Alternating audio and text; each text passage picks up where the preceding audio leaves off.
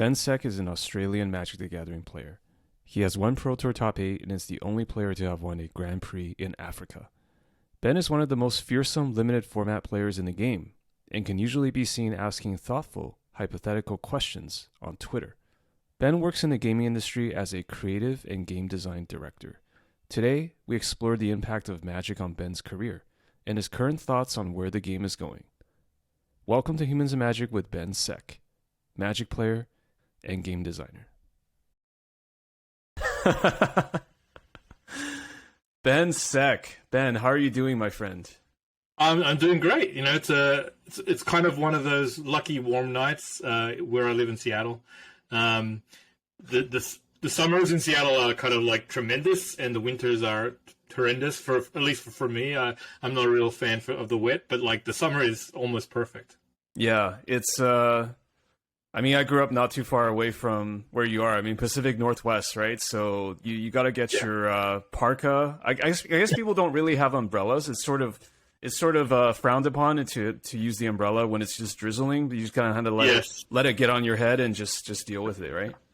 Yeah, I mean, look, I've only been in Seattle for like just over a year now, like just recently, and so I'm still getting used to all the customs that are involved with all the wet weather up here. But I really do love it. It's just the winters might be a little long for my tastes. Yeah. So, how are you enjoying everything other than the weather in Seattle? I mean, it's look like you have a nice setup here. With house, I don't know, apartment.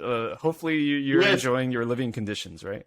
Yeah, I mean, like as I said, my family, we moved from Barcelona about a year and a half ago, ostensibly for like family and work reasons. And we actually bought a house, which we were lucky enough to be able to have those means to do so. And so, but I knew that I was going to be working from home, so we made sure that we had a house that had a really nice kind of like working environment. So this is kind of my den, for want of a better word. It's like where I do my work. Also, I have all my gaming stuff in here too. So I'm a game designer by trade, and it's important that I kind of expose myself to a lot of different things. And one of the good things about like Seattle is it's very geeky, nerdy a city that has a lot of opportunities to actually kind of like fly that flag, so to speak. Oh yeah, for sure. I mean, I think it might be due to just the wet weather. I don't know. That's my theory, is like, because it's so wet, people just have to stay indoors and play pinball or board games or Magic the Gathering or whatever it is, right? Or D&D. Yeah. Yeah, I mean, it doesn't hurt that this is kind of like, you know, obviously the birthplace of Magic, and in many ways you can be as immersed in Magic as much as you want. There's something to do every weekend. There are so many tremendous like retail stores that have, you know, like great play spaces. Obviously, you know, there are one like I don't know if you've been to Mock's boarding house. Yes. I mean, it's a mainstay. Yeah. There's just not many stores that are kind of like rival the amount of play space and really the service they have there. Yeah, so for folks who don't know, like Mock's Boarding House, I think it's owned by Card Kingdom, right? So they've got, I think they have a location in Portland, but it kind of all started in Seattle area, and it's just an amazing board game cafe. Like you can have beer and chicken wings while you're playing board games, and it's just super. It's kind of hard to explain without visuals, but it's just a very nice. I would say it's probably one of the best LGSs, if you can even call it an LGS in North America, right? Yeah, it's kind of barely an LGS because it has a bar and a restaurant attached to it, and they are not like, it's not just a restaurant next to it. It's a restaurant for that location. In fact, I sold a bunch of cards to the store, and I actually cashed it out in food and beer. So, you know, I think that's a good trade for me. That extreme flexibility is very important. And I also have to shout them out too, because I played Magic tournaments there when I visited Seattle in the past. Even buying singles and like just having that whole process, like where you do the kiosk and then they find it for you. Like it's all really seamless and not painful at all, like, which is actually more than I can say for a lot of LGSs that I've been to. Like they just have a very efficient, organized system for everything basically, right?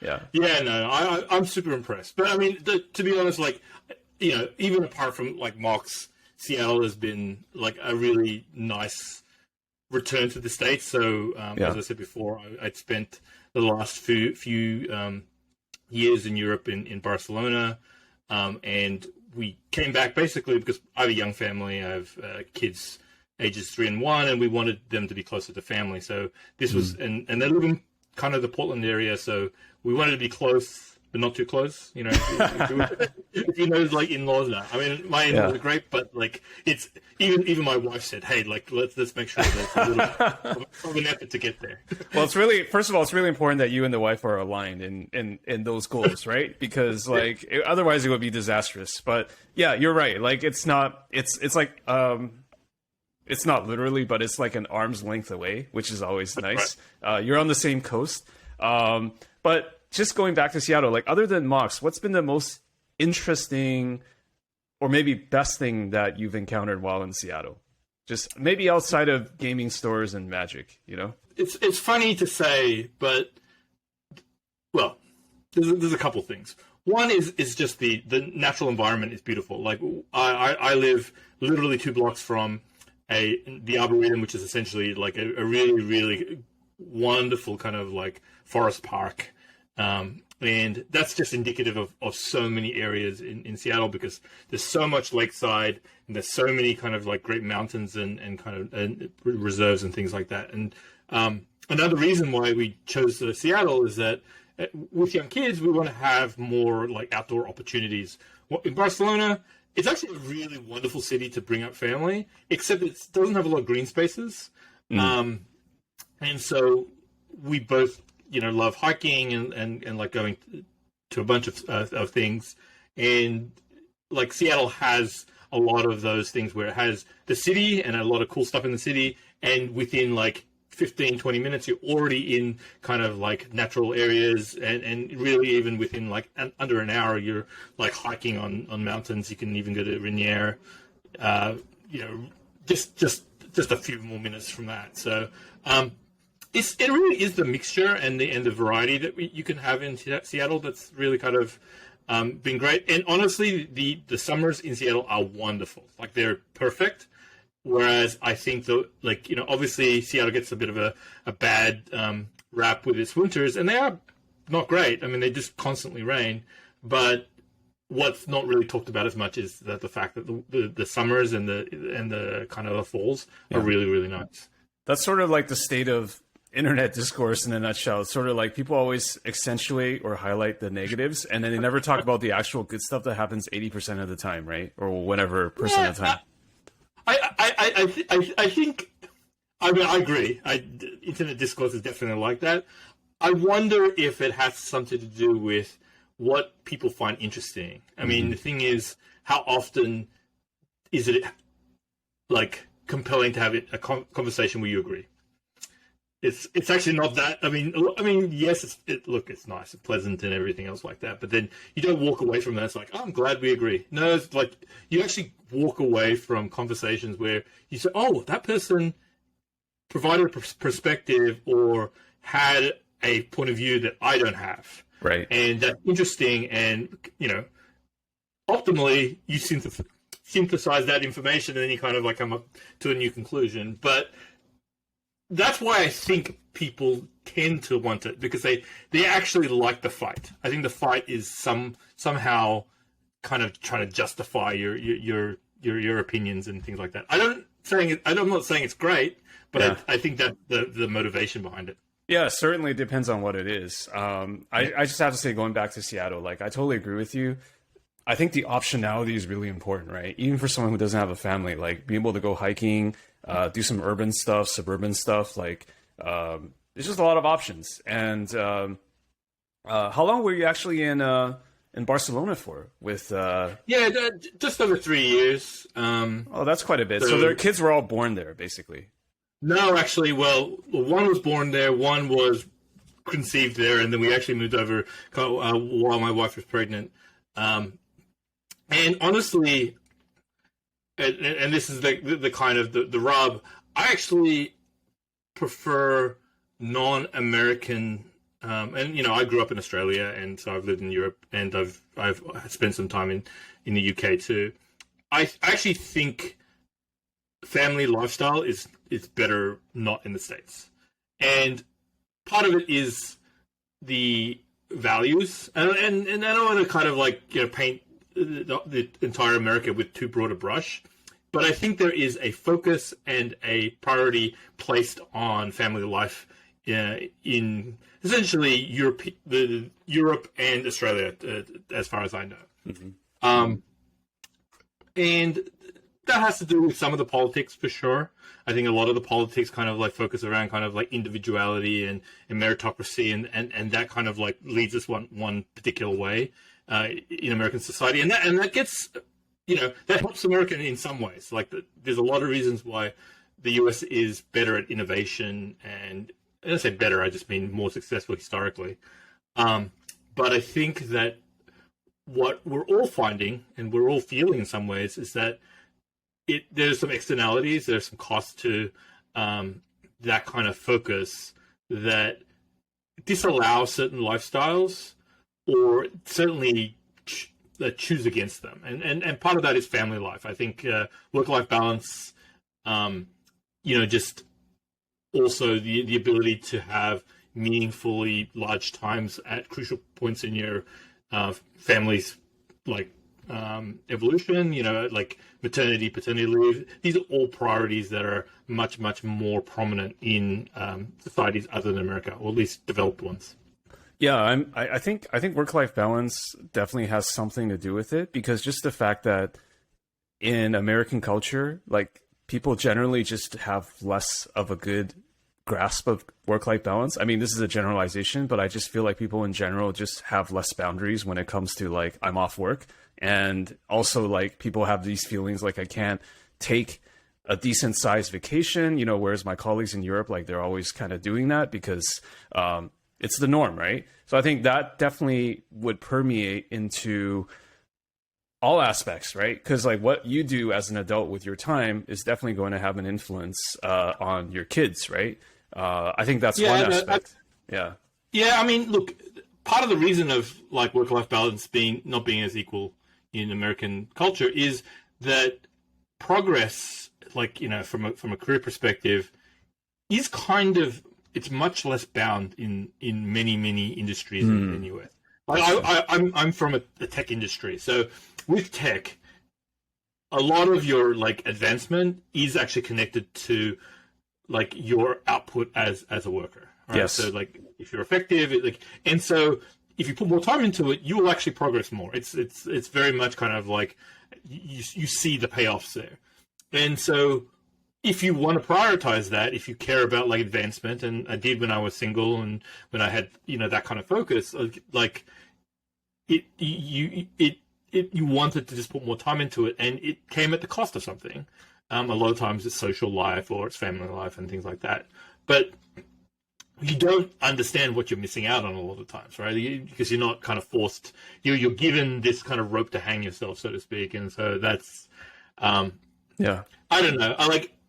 As I've gotten older, as I've gotten quote unquote wiser, I feel like that balance is not healthy, and I try to kind of like practice what I preach with my work right now. I have hard stops. I try not to check emails on off hours and weekends. I have dedicated time for my kids, and I try to be as kind of present as possible as a parent and as a partner to my wife. And so I think you can create your own boundaries that make sense, but the problem is the general kind of incentive structure of America is not to have to value things in that way. Yeah. But I can, because I put in the hard work years ago, and now I can kind of like have that sort of balance. But not everyone is lucky enough or privileged enough to have that. And I try to be very aware of that. So, I manage a bunch of people in my company, and I try to be very, very kind of like, I try to have their perspective in mind when they're kind of like, requesting for time off, or they want to have a bit of leniency in their schedule. Everybody has to kind of like live a fulfilling life. And, the way that it happens is it happens from the top down. unfortunately. Like that's if you could lead in a way that people kind of like say, okay, you could still make it having a work-life balance like that. I think it will hopefully change the culture of at least your team, and then from there, hopefully, kind of pays it forward all the way down the line. Yeah, I mean, I totally hear you. I mean, it's really about the systems and, as you said, like the incentives, right? By the way, I also work in tech, and part of the reason why I used to visit Seattle a lot is because I work for Amazon and Microsoft. May have heard of these companies. And you're totally right. Like when you're younger, the game is just kind of laid out in the open for you in a way, especially like in tech. It's just like, there's a game that you have to play. The harder you work, generally, I want to say, generally speaking, it's pretty meritocratic. Of course, there's also the politics, and you have to get good at that game as well. But generally speaking, yeah, like it's easy, it's accessible, it's just there. And then there's also something interesting about how, as we get older, we look back and we're like, oh man, I was so foolish and maybe too driven back then in some areas. But in a way, I would also not ever take that back because it kind of made me what I am today. And it's just like it's sort of like how your parents might tell you, like, don't do this, and you're always thinking like, they're probably right, but I probably need to actually make the mistakes and then learn from it, because like just telling me right now you shouldn't work yourself to the bone or work yourself too hard and set boundaries. Maybe 20-year-old James didn't really, or 25-year-old James didn't really want to hear that, So I mean, look, I don't know about your parents. My parents are like what I'll call classic kind of Asian immigrant parents, right? Okay. So they're very, very much like work as hard as you can, and good things will come from that. Right. And I mean, also there's a little bit of a ethic, and I say this is Asian. I don't want to paint it so wide as a brush, but when I was growing up, I felt that way. Mm-hmm. That the measure of success is your income. Like, I don't want to say that it's like purely, it's not one-to-one. There are kind of like bad ways to earn that income, but in general, like, my parents, even as I was older and like would care about things like what type of car are you driving, like how big is your house, and that is, they're not kind of like objectifying. No, it's just things. kind of the language that you have, right? That's right. It's the language of success. And so they came to Australia, like with not a lot of money, and they really made like a very, very kind of a respectable kind of middle class kind of life for themselves after kind of like starting off with almost nothing. My parents were from Malaysia originally, and I'm Chinese Malaysian, and so that we still kind of have a little bit of that Sino kind of culture behind us. And then, I was pushed towards being kind of like the doctor, lawyer, kind of engineer, kind of like side. And I actually went down that path. Initially, I was doing information systems. I was doing essentially, computer engineering, and I hated it. It was something that, like growing up, I realized that while I was pretty decent at it, I had like, okay results in college. I just could not see myself. I actually like had an internship with a bank or something like that, and then kind of like did that work for like a couple summers, and I was like, oh, this doesn't interest me. It doesn't drive me at all. It's like, is this it? Well, the funny thing is it coincided. So I started playing Magic to actually get kind of a little bit to kind of the reason I'm here in my junior year of high school. Okay, so year 11 in Australia. So kind of in the thick of it when it comes to like preparing for college. Like I actually learned to play Magic while I was doing a Shakespeare play. I was actually in the cast. Wait. How did this happen? Did somebody in the cast introduce you to Magic, or what? Yeah, basically, like with all like for those who have done kind of like a lot of acting, especially when you're not kind of like the major characters, the major players, you don't have a lot of downtime. You're kind of like waiting for like a rehearsal, and your scene's not up, so you're kind of like sitting backstage or sitting to the side, and we would play games, and one of the games I got was like a revised starter of Magic.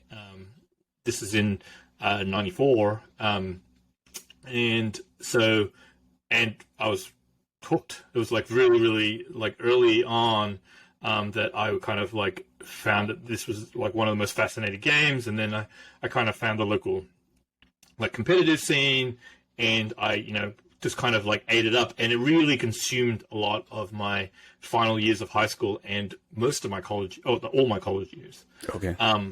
And so I would say it came to me when I was at my kind of like weakest when it comes to desire to kind of like move in other directions. As I said before, university and college wasn't really something that I didn't love what I was doing. Mm-hmm. And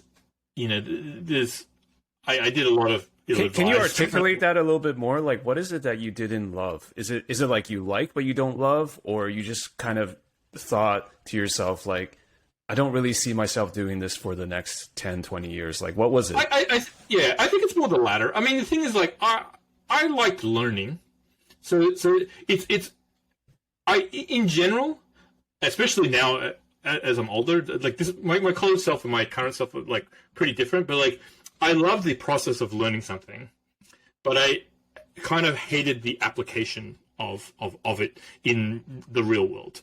In most cases, if you're programming something or you're building some sort of database system, which I was doing, or you're like, I was just doing a lot of kind of like uninspiring, like when it comes to creativity and kind of like effort, because it was also kind of easy for me. So I was, where it's not a challenge when you're not pushing yourself, and also I wasn't pushing myself because I didn't have an interest. If I found it interesting and difficult, I think it would have been a little bit more compelling. But actually, funnily enough, Magic was a thing that I found very difficult and very compelling. And whenever I learned something, it kind of crystallized like a new piece of the puzzle that allowed me to kind of like say, oh wow, I've gotten better in a certain way.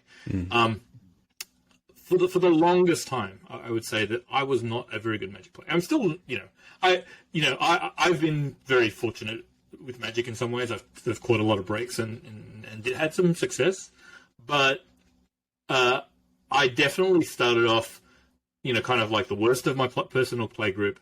They took me under their wing. They did train me up, and like I feel like it gave me the sense of achievement that I was missing in my academic life. And it kind of just led me down to playing more and more and more Magic. And honestly, it was too much for the time. Like I would say that I became, for want of a better word, obsessed with playing it, because like I just felt I was like really, really loved the rush of playing tournaments. I loved hanging out with the friends I had there at that point. I would, miss a lot of class just to play more Magic, and in hindsight, it probably wasn't the right choice. But when, as you said before, I don't know if if you said, hey, if you could, click your fingers and change it, I don't think I would, because I like where I've ended up. I think that the jobs I have are kind of tremendous and really fulfilling in some ways, and game design is really a calling for me. Like it's compelling in a way that I think will be never ending, at least for my personal kind of desire. Yeah. So that's really interesting, because the way you described it, like Magic was not only in a way kind of a active rebellion, but also just something that you could latch onto, almost like this alien thing that dropped from the sky that fulfilled all these things that you didn't know. I'm actually thinking about something that Jeff Cunningham wrote a long time ago about just, how he has these digressions in his tournament reports about like what Magic is. And it really hits the spot right here. It's just thinking about like how, like, it just somehow managed to encapsulate all the things that like people who are curious, people who are competitive, people who are into high fantasy, people who are into like competitive things in general, who are kind of like nerds, and I put myself in that category as well. Like it's just somehow it just dropped from the sky, and it had all these ingredients in a period of time in the 90s where we didn't have smartphones. We didn't have like Zynga and like addictive games yet. So it's just kind of this thing that's just like, if you knew about it, it was like getting this very legal mental drug that you could like latch yourself onto with no barriers. Like you could now go to the store every day if you wanted to and draft and play, right? And you could read all these things and all that kind of stuff. No, absolutely. I mean, it so coincided also with, I would call it, the early internet as well. And I think one phenomenon that is, I think, underappreciated with why Magic is successful is that it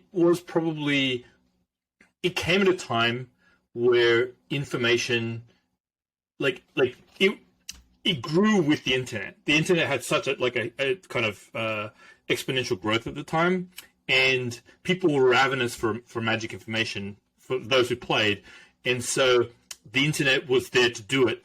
You know, traditionally, if you're like a fantasy genre or movies or games and stuff like that, you'd have to wait for like a trade magazine to come out, and there's kind of this delay of stuff. And you still had those, you know, you had the Inquest and Scries and Duelists back then. But at least for me and a lot of the communities that I was interacting with, it was the mailing lists, it was the listservs, it was like just, you know, the proto websites that happened to be out at the time that really actually kind of like allowed for Magic to kind of like catch on in a very internet savvy like generation. Yeah. And it allowed it to grow in a very, very kind of interesting way. And I think you can actually plot a lot of the growth of Magic, because they were also very, very early on with the adoption of kind of like using those channels to distribute information. Like, I mean, I wouldn't say they were perfect. I mean, Wizards have never been very amazing with digital offerings in general, but they did. I mean, they were certainly more present than a lot of other gaming communities because they needed the growth. And so they saw this as an opportunity and a very cheap way of actually kind of getting growth. I mean, the advent of social games and mobile games, and it all feels like inevitable right now. But at the time, I think that Magic was actually using some of the techniques that you see a lot, like a lot of the social kind of like loops and connections and things like that, that are now present in and just kind of like, you know, table stakes for a lot of the social and mobile games that we see now. Yeah. I mean, that's the magic, right? Pun intended. I mean, everything looks obvious in retrospect. But yeah, you're totally right. Like, it's sort of, if you use like classical like startup methodology now, you could kind of like describe Magic as being something that was like bootstrapped, you know, with the rise of the internet. And at that time, like, the internet wasn't very developed. I still remember, like, you know, going from reading, was it like Scry and Inquest magazine, like the Duelist, to like the Dojo, and like starting to the advent of all that stuff. So there was a lot of stuff, great stuff happening at that time, and like Magic was like right there. So I think you're totally right. Like, timing played a big part in it, right? Yeah, no, absolutely. And honestly, it's a game of extreme depth, and also, for some reason, it's very compelling to read about Magic. I think that's one of the things that is kind of unique with Magic. So there's so many pieces, cards, obviously, right? Like, that you can approach, like, the game and the strategy and deck building and things like that from so many different entrance points that to even kind of scratch the surface of those combinations that are available, like, you have to develop a vocabulary. You have to develop a kind of like a community that kind of like understands that. Like, if you give a Magic article to someone who doesn't play Magic, it's totally foreign. Like, it's Latin. There's terminology, there's slang, there's even a cadence to the article that is just not the same as like any sort of other media. And I think that's part of the compellingness. Once you're into the club, so to speak, it feels like you're kind of like, you know, like revealing arcane secrets, which I think was one of the compelling aspects of early Magic. It felt very clicky, and in the good way, as in you felt like you were, if you found an article that no one else has read, or you kind of like saw a tournament report for like, you know, this obscure PTQ in a backwater that happened to have some technology. That was like really, really cool, and you'd kind of like be able to take it before anyone else had seen it to your local like community. I mean, I can't tell you how many times the fact that I was very, very internet aware at the time, and I was able to, I was on those, message boards, saw a result in the States, and then brought to my local kind of FNM, well, it wasn't FNMs at the time, but like my local events, and be able to kind of like apply a lot of these new strategies and tactics and card ideas in those tournaments. And that exploration is like super cool. And now we live in a very information-rich world when it comes to like the sets. I mean, you know, every set is dissected 50 different ways before even a card is opened. Like, I mean, you know, Dominaria United, I have probably seen, you know, 50 different like set reviews, and pre-release hasn't even happened yet. Like, you know, we haven't had actually. We're not able to tap any of these. It's all theory. And the thing is, you know, the theory is built on a lot of heuristics that, you know, exist from, you know, like what we know about Magic. But that takes away some of the beauty of what I felt early Magic was. Totally. Which was a discovery and this kind of like information kind of like war where you could legitimately find things that no one had ever tried. Yeah. Again, you know, this is me kind of like waxing a little poetic and nostalgic here. I think Magic is in a better spot now, but there's no denying, at least from in my perspective, that there was something special happening back then. No, I'm right with you. I'm also the '90s kid who is like saying, "Get off my lawn right now." And you know, I started playing Revise with my younger brother in '94. So, you know, we found the 2-player starter deck. So I know what it was like. And yeah, there was something really beautiful about that information asymmetry. Like, I still remember reading about, I think it was Inquest. They rated Necropotence like the worst card in the set. And my friends and I were like, they couldn't believe it. And then I was the first one who read about how, like, you know, I think it was PT1, you know, somebody crushed with Necropotence. And I built that deck, and because my friends couldn't believe it, and they thought the card was the worst card, and I just beat them with it. And of course there were no formats, so it was just kind of like, I have some information that you don't know. And I still remember the look on my friend's face when I beat him with Necropotence. Is like, just this sort of like, this thing fell from the sky. And of course I can't take credit for that because someone else brilliant discovered it. But there was something fun about that wild west of just, I mean, that's what Magic was in the beginning, right? You just didn't know what cards you would ever get out of a pack. You didn't know, like, this card was rare, this card was common, and you would always just like find some brand new card playing somebody for ante, and it's just like, that was I just hashtag get off my lawn, right? I mean, I love that stuff. Of course, we have a lot of good stuff now too, but I mean, I have a kind of a funny anecdote with that kind of thing where there was a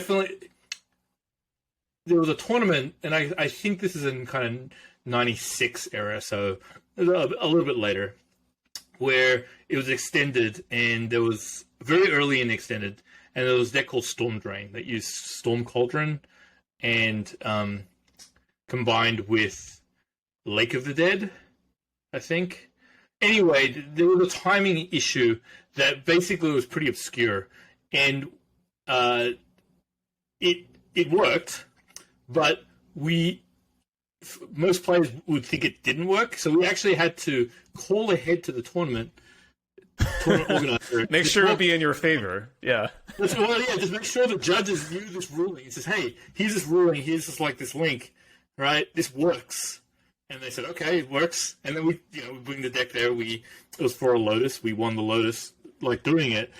But it felt, I mean, it was kind of like, it wasn't cheating, it was like by the rules, but a lot of people were just incredulous. It was like, this is not Magic. And I mean, you know, Yeah. I think in hindsight, I think it is playing a little bit kind of like outside. Well, that was not to pick on your example, but like there's also kind of like the dark side of Magic in the '90s, which is all about lawyering and loopholes, right? So. Oh yeah, no, and I was definitely, you know, guilty of that and on a few occasions myself. I mean, it was just kind of the environment, and I don't want to like, you know, justify a lot of that behavior because I think it made a lot of like unfriendly and sometimes toxic environments, especially when carried too far. Mm-hmm. And you know, Magic as a community has matured at least a little bit in that respect. I think a lot, but like, you know, I don't want to kind of like overstate it too much. But I do think that back then there was a little bit of no holds barred. If you can get away with it, it was okay. I wouldn't say that, like, you know, I don't think I cheated per se, but I definitely angle shot. Mm-hmm. Mm-hmm. And I think it was not necessarily kind of like, you know, the most ethical way to kind of proceed. And, you know, I learned from my mistakes. I tried to kind of like, you know, there was a changing point, at least for me. I became a little bit more prominent in the Australian community at the time. I was like you know, at the time, quite a vocal and leading voice of the community. And, you know, I took that responsibility somewhat seriously and tried to kind of like clean up a lot of, you know, take away a little bit of the more, let's call it like angle shooty aspects of rules lawyery parts of my, Yeah.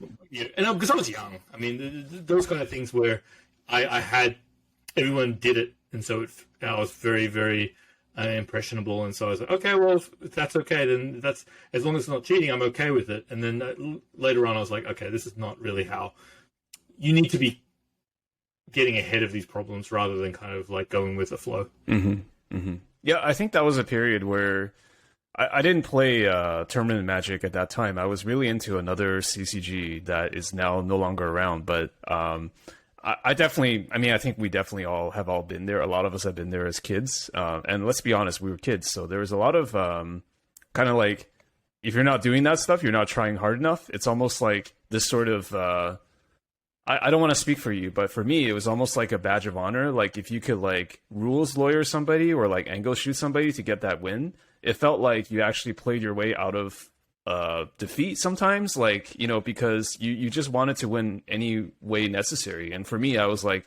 the card game stuff was just a way to channel my aggression and my competitiveness, right? Because I was not an athlete at all. So it's just like, hey, here's a way I can, you know, compete. And there were nobody ever like sat down with me and said like, James, you should do this, you shouldn't do that. You just kind of have to learn that as a young adult, right? Which is also kind of interesting looking back on it, how unregulated it all was. But yeah. Yeah, I mean, I think it speaks to something kind of interesting happening right now. Is like, you know, what offense is something you can't come back from.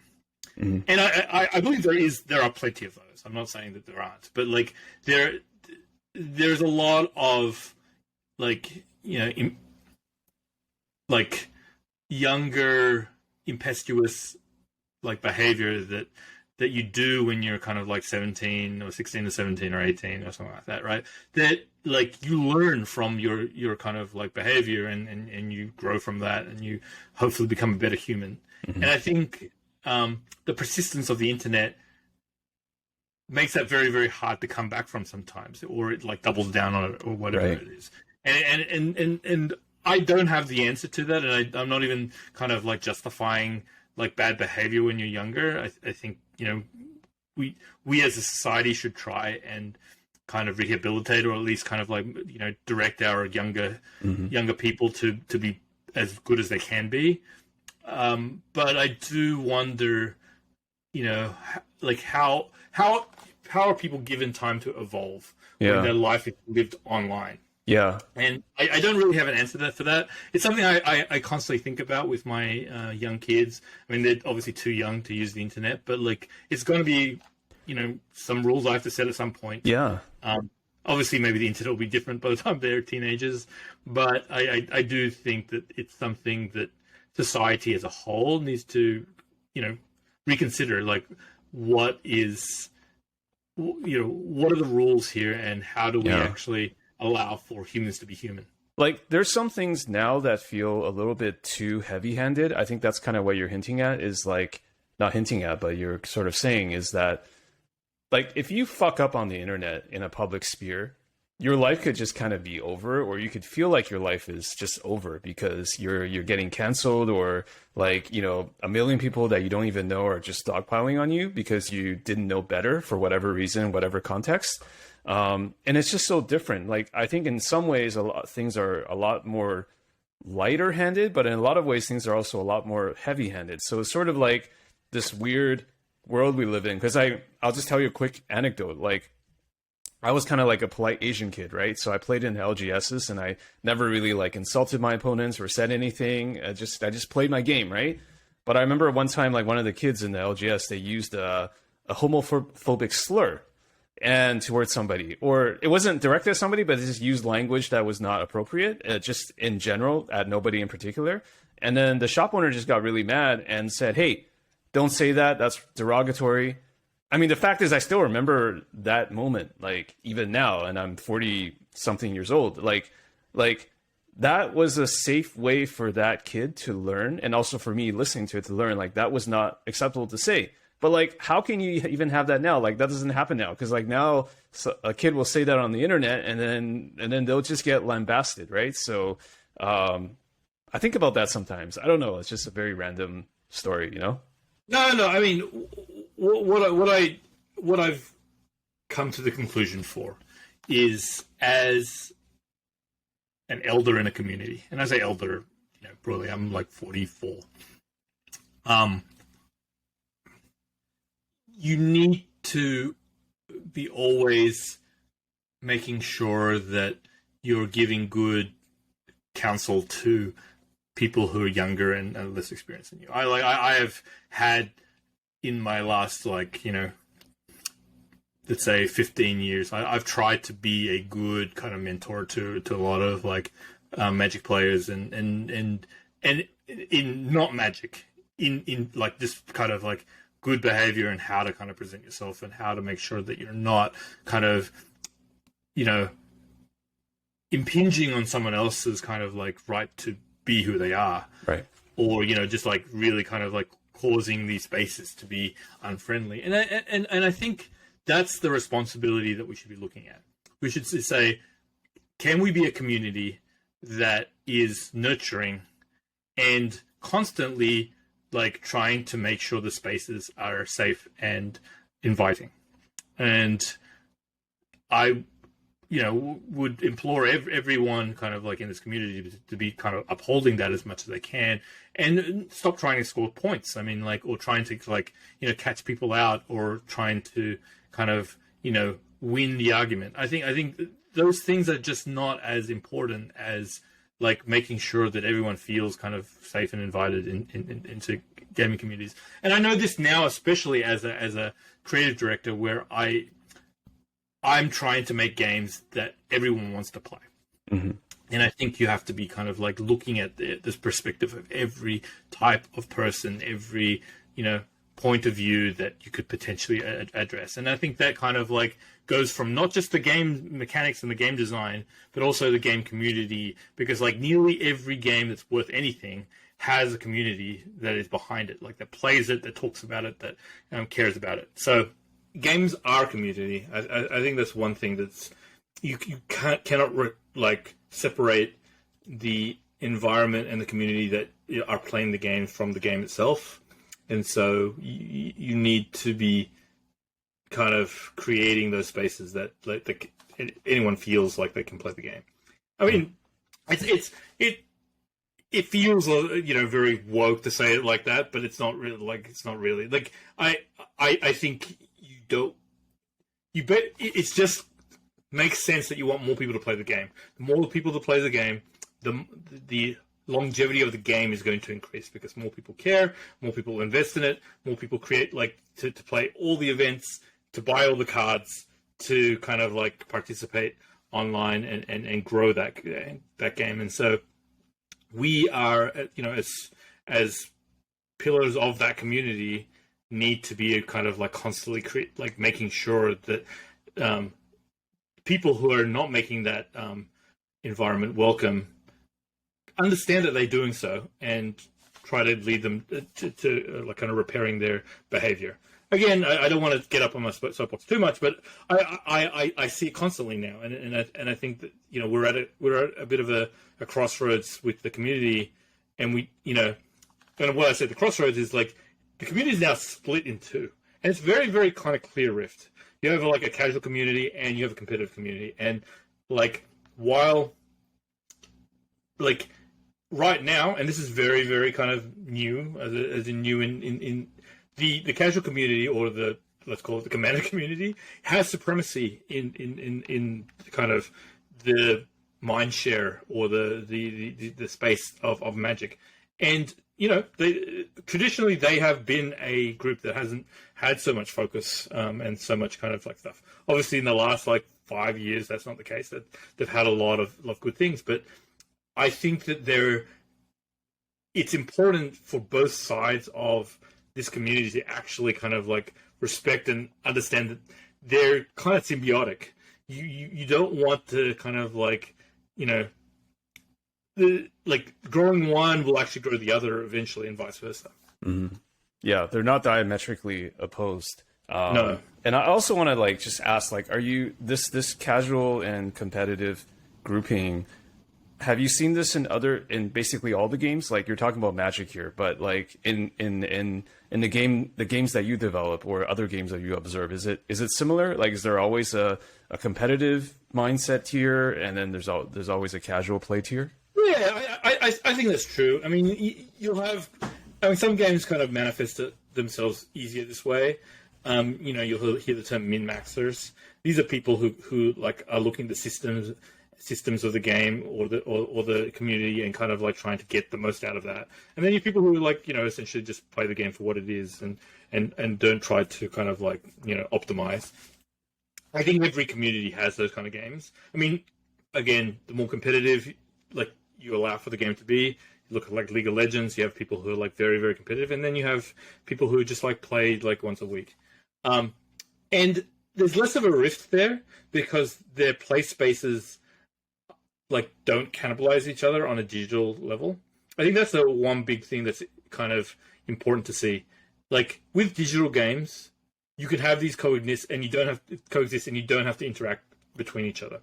With Magic, there's a little bit more kind of appearance that one group is getting service more than the other based on the cards that get released. So you say, this is an EDH or a commander card, and this one's like based on standard, and this one's based on modern. So you can kind of like point to these kind of things, and you say, oh, well, they're getting more cards than us, or they're getting more products and things like that. So you have this kind of like metric to measure how much a group is being kind of serviced.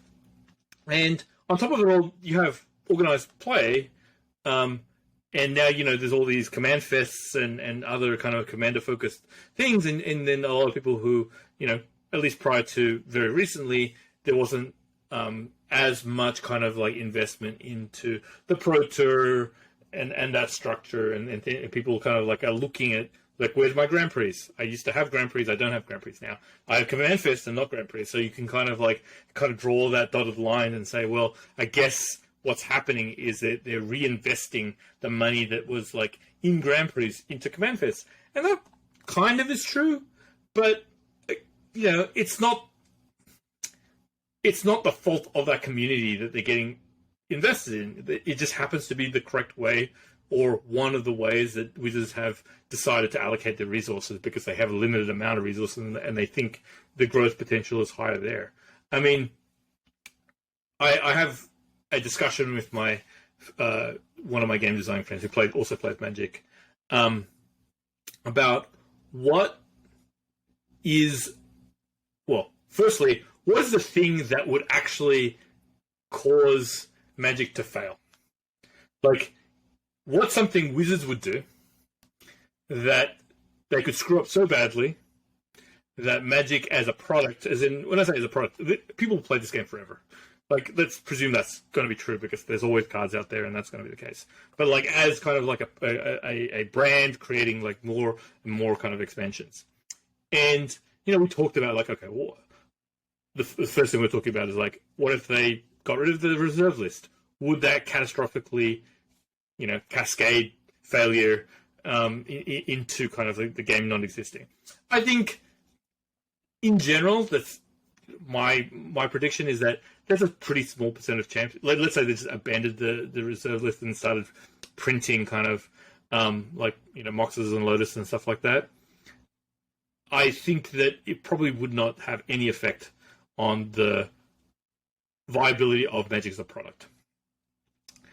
And then we went through all these different scenarios of like what the cost, and there's basically nothing. It's very, very hard, like, other than like catastrophic design failure, where they're just printing sets that are so far out of whack from the rest of the cards, and people lose their faith in the game itself or the game creators itself. And it's not going to happen. They already have a formula that kind of like has the cards within a certain bound. Yes, they can overshoot, but we've had dozens of sets that kind of like overshoot, and eventually it comes back and it corrects itself. There's a balancing itself mechanism some way, and so I actually think that there's not a lot of things that can be done. And what I will say about and how that ties into what we're talking about is, I think if Wizards over-invest in one of their like player types, at some point the marginal return from that investment is going to hit a threshold where it's not correct. They're not going to make as much. They'll do another booster set, and it won't make as much money, or it'll essentially cost them more than it is to produce. And then they'll stop that. And then they'll kind of ratchet that back, and maybe they'll change the focus there. They're not stupid. They have a business. They have those metrics. They understand their sales. And as I say, when they hit that point, they're still going to be a viable. Like, that set's going to suck. Everyone's going to complain, right? And Wizards will realize that because no one will buy it for whatever reason, and then they'll probably correct. And that correction might take years. Because they build these sets so far in advance that any mistake is probably going to kind of hit for like at least a year or two. But I don't think that's going to end Magic. It's just too robust a product right now. It's possible that I think the most likely thing that will cause the end of Magic is if counterfeits are basically unrecognizable from real ones. I think that's probably the tipping point. It's kind of like the AI risk, right? Yeah. Like the singularity where the thing is so I hear you. Yeah. I mean, so I think of counterfeits and a Wizard's ability to make cards is not kind of like solely their domain, and I think that's possible. I actually think the technology could be essentially indistinguishable, or like require like so much equipment to basically tell the difference that it's basically real. And I think that would be bad because Wizards would not necessarily see the output of their labors, basically. And I think that might cause them not to want to make sets, because it's like, oh, we can't make sets profitably anymore because counterfeits are predominantly in the system. Again, I don't know exactly if that's going to happen, but I could see that is an inevitability. Sorry, I could see a position where that might happen. Yeah, that could be one doomsday scenario. But I suppose in a way, too, Magic is kind of hedged for that because there is a digital version of the game. Although I guess one could also argue that the Magic appeal is simply that it exists in analog form. Like, Magic would not... I guess Magic got here by being analog. And I guess the last 5-ish or so years have shown that you can't just go all in on the digital aspect of the game, especially with COVID subsiding in many parts of the world. Like, you can't, like, if you think of this as a bunch of levers and equations, like, you can never like have just an all digital Magic game, right? It just doesn't work. I I've kind of thought about this before. I don't know. I think if you had a great execution, a flawless execution of it, I think there's a way of doing it. What I think is Arena, is a pretty flawed product. Yeah. Because its perception of how it monetizes is not the expected way that either Magic players or non-Magic players. Like, Magic players expect a system that's close to Magic, right? And non-Magic players expect something that's cheaper than what Magic is, or what Arena is right now. And so it's in this weird spot where it's not what the actual paper Magic players want, because it doesn't mimic their game enough, right? And it's too punitive on digital-only game players when there are so many other offerings on digital that are more efficient for their time or their money, right? And so it's like, okay, so you have this kind of competitive disadvantage on both sides, and so like that's the problem with Arena. That being said, I do think that there is a spot that could, where they can be a cheaper game, that they get scale to the point that it becomes like a successful game. It's just Arena's not it. And I don't know if Wizards has the skill set as a company to be able to execute against that yet. Mm-hmm. Mm-hmm. Maybe that changes. Maybe they never get there. But I definitely think that they kind of made their shot, and they've missed for most intents and purposes. It's not it's not a horrible client or anything like that. It's fine. Mm-hmm. I just think that the structure of their collection and acquisition of cards is pretty flawed, and the monetization is kind of like a little bit kind of here and there. I think it's the software, but it's also the people, right? I think the way of thinking about how Magic should be, at least within the offices of the walls of Wizards, like, to me, it feels too institutionalized because it's run by people that still came up playing Magic in the 90s. And I guess you could argue that they have talent that wasn't even born then, and et cetera, et cetera. But I think there's still a lot of inertia based on like institutional knowledge that has been developed over decades that will never allow Magic to just start from zero or like remove the shackles of what it was. And I guess you could also argue that you shouldn't remove those shackles, because it's sort of like, that's the money cow. Like, don't kill the golden hen, right? Don't kill the golden goose. But like, you can't just take the good part out of it. Like, you have to take the bad and the good. So just because of the way the machine is, like, there's just no way it could start over and just say,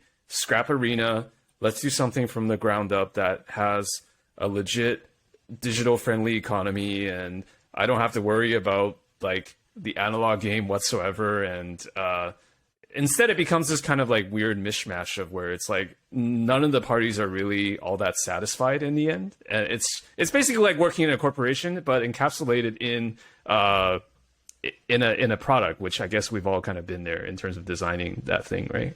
So yeah, I think you're right. I think it's not quite. It may be an impossible needle to thread, and that's maybe to its credit, to the game's credit itself. I mean, it may be just like a perfect machine on the paper side. And also, there's incumbency. I think one of the reasons why Magic is as successful as it is right now is that it's basically the only game in town when it comes to the quality of game it is. I mean, I will essentially probably go to my grave saying that Magic is still probably the best designed game of all time. Mm-hmm. And I've a couple of reasons why I think that, but I've been in the industry of making games for 20 years, and, just thinking about the problems that they're solving and thinking about their solutions and thinking about how robust that engine is. I mean, to think of a game that's 30 years old that is growing in its player base is absurd. Mm-hmm. It defies every possible metric of like what you think. Like, what's the chance that like these game mechanics and the structure of game was the right one? It's almost impossible. Mm-hmm. In fact, there's no other game that does this. There's this like no other game that's like actually growing in size year over year. Nobody's playing Wolfenstein 3D right now, except for the diehards, right? Yeah. You can kind of make a case that, like, you know, there are games like World of Warcraft that have actually had kind of like, you know, resurgences at different points. And even, you know, Pokemon, to some extent, like the TCG, also has had a resurgence in its own way. Yeah. But I still struggle to see a game that is as consistent and provides as much content as Magic does, and is like evolving itself in such a like tremendous way. It is truly a unicorn when it comes to like it's the quality of game. So and there's a couple of reasons. I mean, the biggest reason for me, I just want to kind of like just kind of delve into like a bit of game design, is that Magic is probably one of the best non-human ways to self-actualize. And what I mean by that is that you can create a representative of yourself in a deck. That is a really, really hard concept to kind of grasp around. But like, I can build a deck and feel it's mine. I can feel it matches my mood. It matches my method. Like, you know, it can be aggro, it can be patient. When you think of all the different emotions that can be kind of like contained within a Magic deck, and like you can have things that have like really flashy, you know, big effects, and you can have things that are very, very subtle, right? And these are all within the same game, all within the same set in most cases. And so it allows you to actually kind of like create a simulacrum of yourself in a game, which allows people to feel very, very tied to the game and the decks they play. And there's a very good reason why Commander is like one of the more popular games, because like you can very much kind of like push your own identity there, and the more of yourself and the more of yourself you invest in a game, the more sticky it is for you, because it more becomes less a game and more a lifestyle. And I think other games that kind of have this kind of thing, again, I'll say World of Warcraft is a good example. World of Warcraft, your avatar at its kind of peak is pretty close to who you are.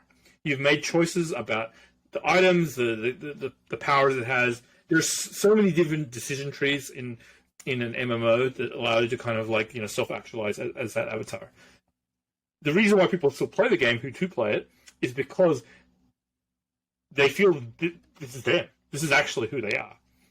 And we all talk about the metaverse in kind of like funny terms, because like, you know, like Facebook's attempt to try and create like the metaverse is like essentially kind of like it's the cart before the horse. The best metaverses are MMOs. World of Warcraft is a great example, and actually TCGs. I think that Magic is a great metaverse. If you're really trying to like say what defines it, it's actually trying, you know, creating a version of yourself within an environment that's kind of like extremely big. Like the Magic environment is essentially infinite. The amount of combinations is beyond any human or computer's kind of imagination to try and like encompass. And so that's the reason why I think the game is particularly amazing, because I don't think there's enough complexity in most games to allow for that. That's yeah. So, and Magic for some reason has all this complexity and still is not too daunting for the average person to come and play and pick it up. I mean, I think it was at one point, but for some reason, kind of like our ability to play games has also improved over time. I think the games that are out now, and I mean both digital and kind of physical tabletop stuff, are much more complex than they were 10, 20, 30 years ago. I mean, if you think about the board games that you played 30 years ago, they are simple. They have very, very straightforward mechanics. Oh, yeah. And you have a look at the games now, and you know these are entry-level games, and they're way, way more complex. Have way more kind of like developed like mechanics and systems, and Magic has kind of grown that way. I think it's like perfect. Yeah, I'm glad you confirmed that part about games being more complex, because like sometimes I feel myself learning new games and I wonder if it's just old age or is it games getting more complex. So thank you for validating my deepest fear about about that. So yeah, Well, the world is more complex. I think this is one thing that people don't realize is that you used to be given like binary choices a lot of the time. Now every choice has, at least a dozen or way more decision trees. Like you can't just buy cereal; you have to buy one of 1,000 cereals at a cereal aisle, and that's kind of the same with games. I mean, there used to be platformers, and then shoot 'em ups, and that's these games used to be very, very straightforward with the mechanics because one, it's a technology issue, but the other is like game design had iteratively was not that complex, right? And our understandings of what motivated players. I mean, things like progression is actually a very, very or relatively new concept. And I say progression is the ability to get better over time. Mm-hmm. Mm-hmm. With Space Invaders, you start, kill some aliens, and then if you die, you start from the scratch again. There's no progression. I mean, there's kind of personal, kind of like getting better at the skill-wise, and that's the progression, and getting your high score a bit higher each time. But there's no kind of like in-game progression, and I think that's something that now nearly every game has some sort of like, here are the milestones that you hit, here's the levels, and here are the things you get at each level, and game design has understood and kind of distilled a lot of these human motivations and put them in game form. I mean, there's a reason why gamification has become kind of like almost a household word, where you understand that like the systems that we actually exist in are actually pushing our motivations in certain ways. And it's vice versa. Like games understand that, and now systems understand that, and that's actually really, really kind of scary and interesting at the same time. So Ben, I really want to ask you about this because you've been a professional game designer for, you said about 20 years, right? Yeah. Do you, in light of what you just said, do you worry about just over knowledge? That's not a word, but like just the over application of knowledge or complexity creep when it comes to game design? Because what you're saying is basically like, look, or at least the way that I've interpreted it is like, look, these games are timeless. These games will last the test of time, whether it's a World of Warcraft or Magic, because they do things at a very basic level very well, and they keep building upon it. But I feel like now, as a designer of something, you have decades of institutional knowledge about like what the thing should be. So is it scary to have this sort of like almost like a postmodernism that's happening, where it's like now if you're making a game, I imagine you're always referencing like, these are the 15 games that did it really well, so I have to try to use this model. And there's nothing inherently wrong with that, but it's almost kind of like, I hate to say the word cookie cutter, but I also think it's almost like analogous to music, where it's like everything is the Beatles, right? Like everything has been done at a base level. So how do you, I don't even know if games, the goal is to stand out. So that might also be a false assumption. But if you are trying to create something unique or stand out, like how do you do that? Because in a way, like all games are derivative of what came before, right? Well, I think you might have shown your hand a little bit. It's all about the goals that you're setting yourself as the product. Like, if you want to be unique, there's still unique games to make. If you want to be successful with a high chance of probability, there are paths that you can kind of go because these mechanics or these systems or whatever work. And yes, you can kind of get inspiration or cookie cut them from other games, but there is often a secret sauce. There is a combination, or like in some cases, there's just the societal zeitgeist that takes something that is pure game mechanics to a phenomenon. I guess I'm not really answering you very well, but like I actually think a game designer is trying to satisfy whatever goals he's set for himself as the product. Mm-hmm. And I think if you set yourself uniqueness, there's still areas to mine. There's still mechanics that haven't been explored. They're harder. They're not as kind of lying around as easy as, but there's always like things that are kind of like changing the perspective. One is technology. The technology available to you changes what you can do with games. And I know it's kind of, let's call it trendy to kind of like crap on kind of like Web3, like blockchain stuff. But there are mechanics that actually are actualized within that technology kind of a set that are unique to that set. And I'm not saying I am kind of like mixed on whether it's going to end up being something. No, I mean, I think you can divorce the theory from the application, because because there's one application that you think is bad doesn't mean the concept you should just throw it out, right? Right, absolutely. And I think digital ownership is actually for games probably the key piece that people are trying to make work.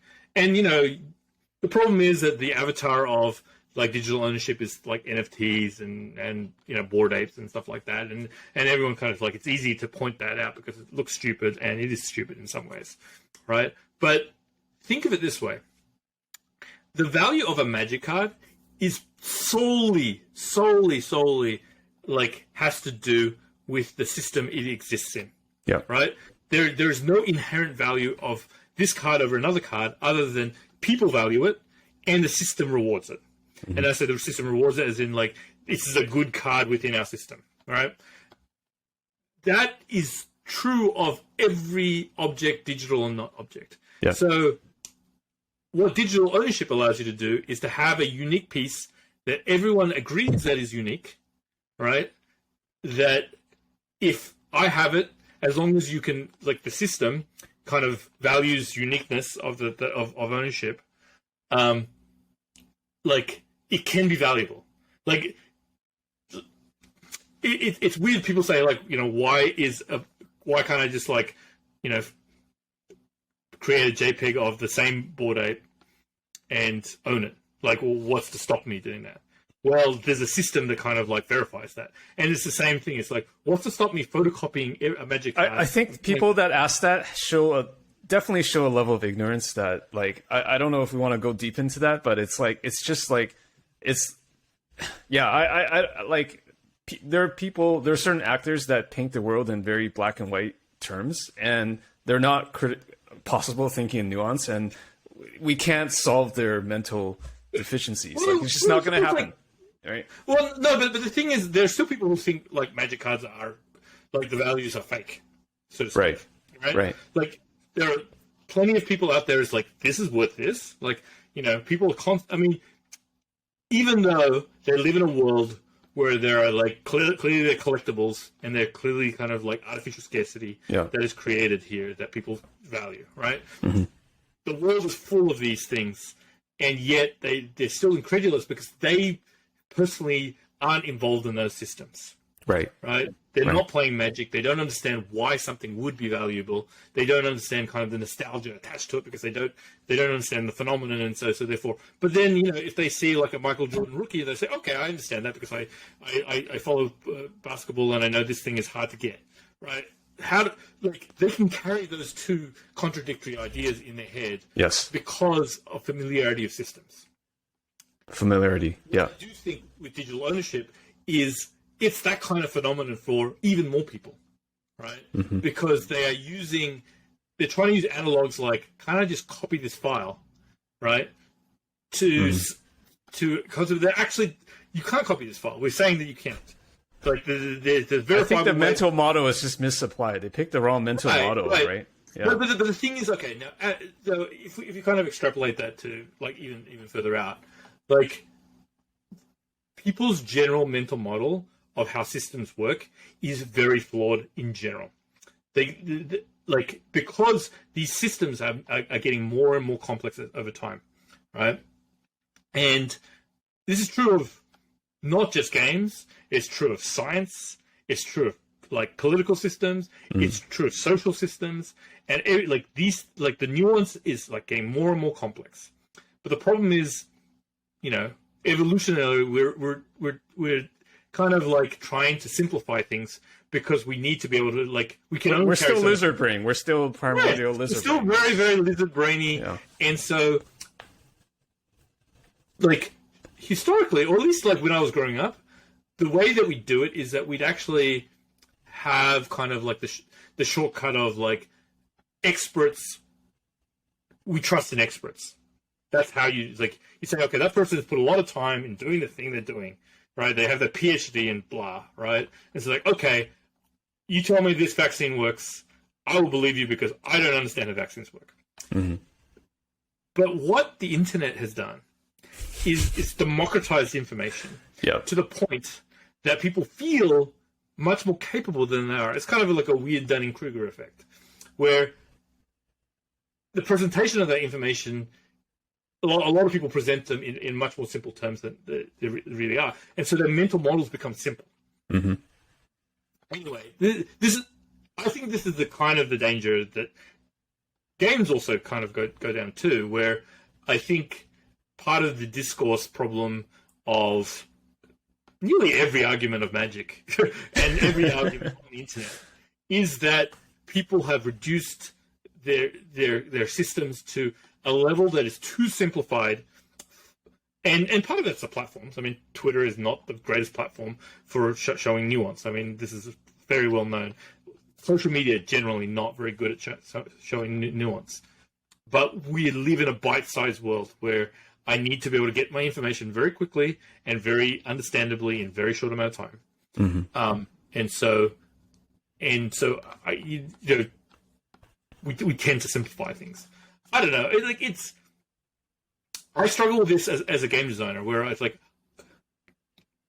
a lot of I've learned to understand behavioral psychology of players. We have we create player personas, and player personas are driven by how they interact with the game, what they care about, what they're triggered by, and we are kind of taught to breadcrumb some of these motivations into games to make people do what we want them to do. Because and I don't want it to sound insidious. Everything does that, right? That's the world. It's the world, right? We've had advertising for decades. We've had incentive structures for centuries. But our knowledge of how our lizard brains work is much, much better. Mm-hmm. And the precision and the created environment that a game presents is even more artificial than most environments, because I can tell you what is valuable in a game. I just say this thing buys this thing. Okay, if you do this thing, you can get more of this. And then people are kind of because this is an understandable system, it triggers them in certain ways that even though that if they actually understood what we're trying to do, they may actually change their mind. They may do something different. But the thing is, I mean, I don't know. I haven't reconciled exactly what's the morality of game making when I understand the player's brain better than they do. Mm-hmm. Do I have I have some kind of morality. It's gambling is in many cases too far, right? It's I'm taking money away from you, by kind of hiding the odds, so to speak. That's what kind of the way gambling works. Is you say, oh, well, the rush of winning is far, far greater than you're obfuscating information. Right, you're obfuscating information. Even if I tell you the math, I gamble. I actually play table games, and I know that they're negative. But you know what? The rush is better than the loss. Yes. And this, I mean, this is simplifying it, but and all these systems are trying to do is kind of extract value. Even with the games that I make, I need to monetize, and with free to play, you kind of say, okay, how do you make someone get the rush like when they purchase something, they win the next battle, or they are able to achieve this goal that they couldn't do before, and that rush is worth some amount of their effort or money or whatever, and it's kind of like it's down the same line as gambling. Yeah. But at some point, you've got to give a little bit of credit to the player, like that they will make the transaction if they feel it's worth it. Yeah. But I don't know exactly what that line. If I have a product so compelling that you have to buy it, am I incorrect for actually creating that product? I don't know. It's a moral question that I am ill-equipped. I am not a philosopher in that way. Well, there is something that you may be equipped to answer, which is that at least a lot of internet discord, whether it's like gamers or players or fans of things, people seem to operate sometimes on this like all or nothing axis of like either this entity or game or thing is completely altruistic and doesn't care at all about making a single cent, or hashtag capitalism, right? So is there something that players or gamers or the community can do for themselves maybe to like have a better understanding of what they're signed up to? Because I find a lot of discourse inevitably ends up being like, oh, of course Wizards should do this because they're about maximizing revenue. They should have Warhammer 40k IP. Of course, it's a no-brainer. And there's no sort of in-between line. It's either like defend all their actions or abhor all their actions, yet somehow we're all still consumers. But anyways, that's another topic, right? Because you're supposed to be able to vote with your wallet. But is there something that the community can do to have a little bit more like, I don't want to say compassion, but maybe like understanding for the system? Right. Yeah. So I think it is unrealistic, at least within the society we're bringing, kind of operating within, to think that Magic should be made for its own sake. It is. It is. I think that is a sure. That's a straw man by me. Like nobody really believes that. I get it. Right. Yeah. Well, it's a straw man. Yet some people actually kind of like take it to the logical conclusion, right? They say, like hashtag communism, like everything should be free, and I should be able to blow it up. Start over. Blow it all up. and I mean, I can absolutely appreciate that as a political kind of like discourse. I honestly like. I think the systems we have are pretty predatory as a society. But let's leave that aside. We know this is not a politics podcast, but I have opinions there. But if you assume that like Wizards' goal is to keep Magic alive because that's important for them, right? And 2, make a profit, and 2, grow Magic to like a even bigger kind of like IP because. The more customers you have, the more stable your revenue is, and the less of the chance of failure of that product, right? So, as a player, now the way you have empathy for that is they say, do I want Wizards to fail? Like, do I want less players to play the game? Because that's what would happen, right? If Wizards fail, what will happen is less players will play Magic, which means that you'll have less people to play Magic with, and you'll have less cards to play with. And if you kind of like take that to its logical conclusion, like clearly people don't want Wizards to fail, I think. And those who do are probably kind of like so far onto the edge that I cannot save you. You're kind of like kind of a lost cause. Yeah, you're a lost cause when it comes to that discussion. Now that we all kind of agree that we says like we want Wizards to be successful because it creates more joy for Magic players and more Magic players overall. What is ethical for them to do within that kind of like framework? And so the question is, I think we'd all agree if Magic became pay to win, and what I would say is like very, very clearly pay to win. They like mythics only appear in collector boosters. I'm gonna go like I think that's a bridge too far, because we're a game that kind of values like some amount of common ground when it comes to playing the most recent sets. This is not counting the old stuff and everything else like that. Like there is like accessibility. There's a flaw to the accessibility that we've all accepted, which is like this common, uncommon, rare mythic in base set boosters, and for the want of a better word, like that's okay. If you think that is predatory, I think that's fair. I do think Magic is very expensive, but you probably, the way you vote with your feet is this: Magic's not for you. Magic's always been this way, and if you can't accept the premise that having different rarities in a blind booster kind of like configuration, if you think that is predatory in it, so, and it is kind of, don't get me wrong, it's kind of like a lottery ticket, so I don't want to say that that's the case. You probably shouldn't play Magic. Okay? Yeah. So that's the first, the base level. So I think anyone who's trying to go for cheaper than that is probably, they should either have some good friends who'll give them cards, or not play Magic.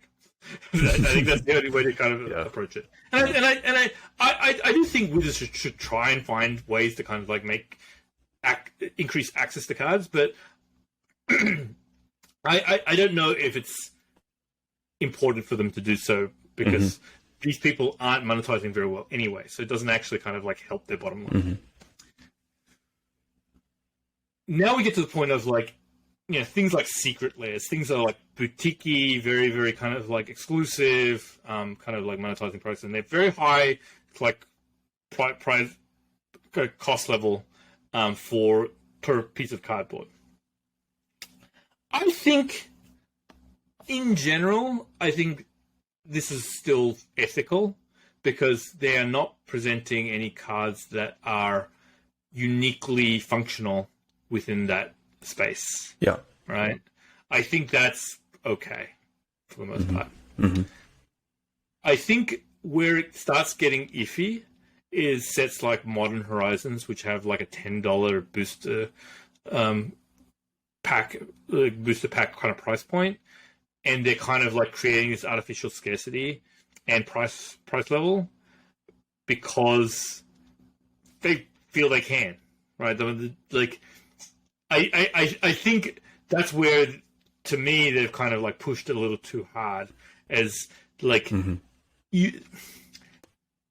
But surely you can even sense the subjectivity within yourself, like talking about these different, like it's all on a spectrum, right?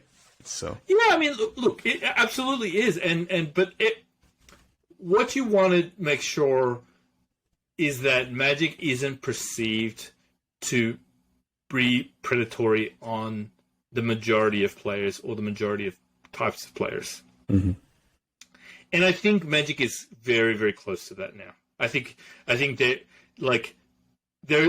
I think it's totally reasonable to say that like Magic is getting too expensive.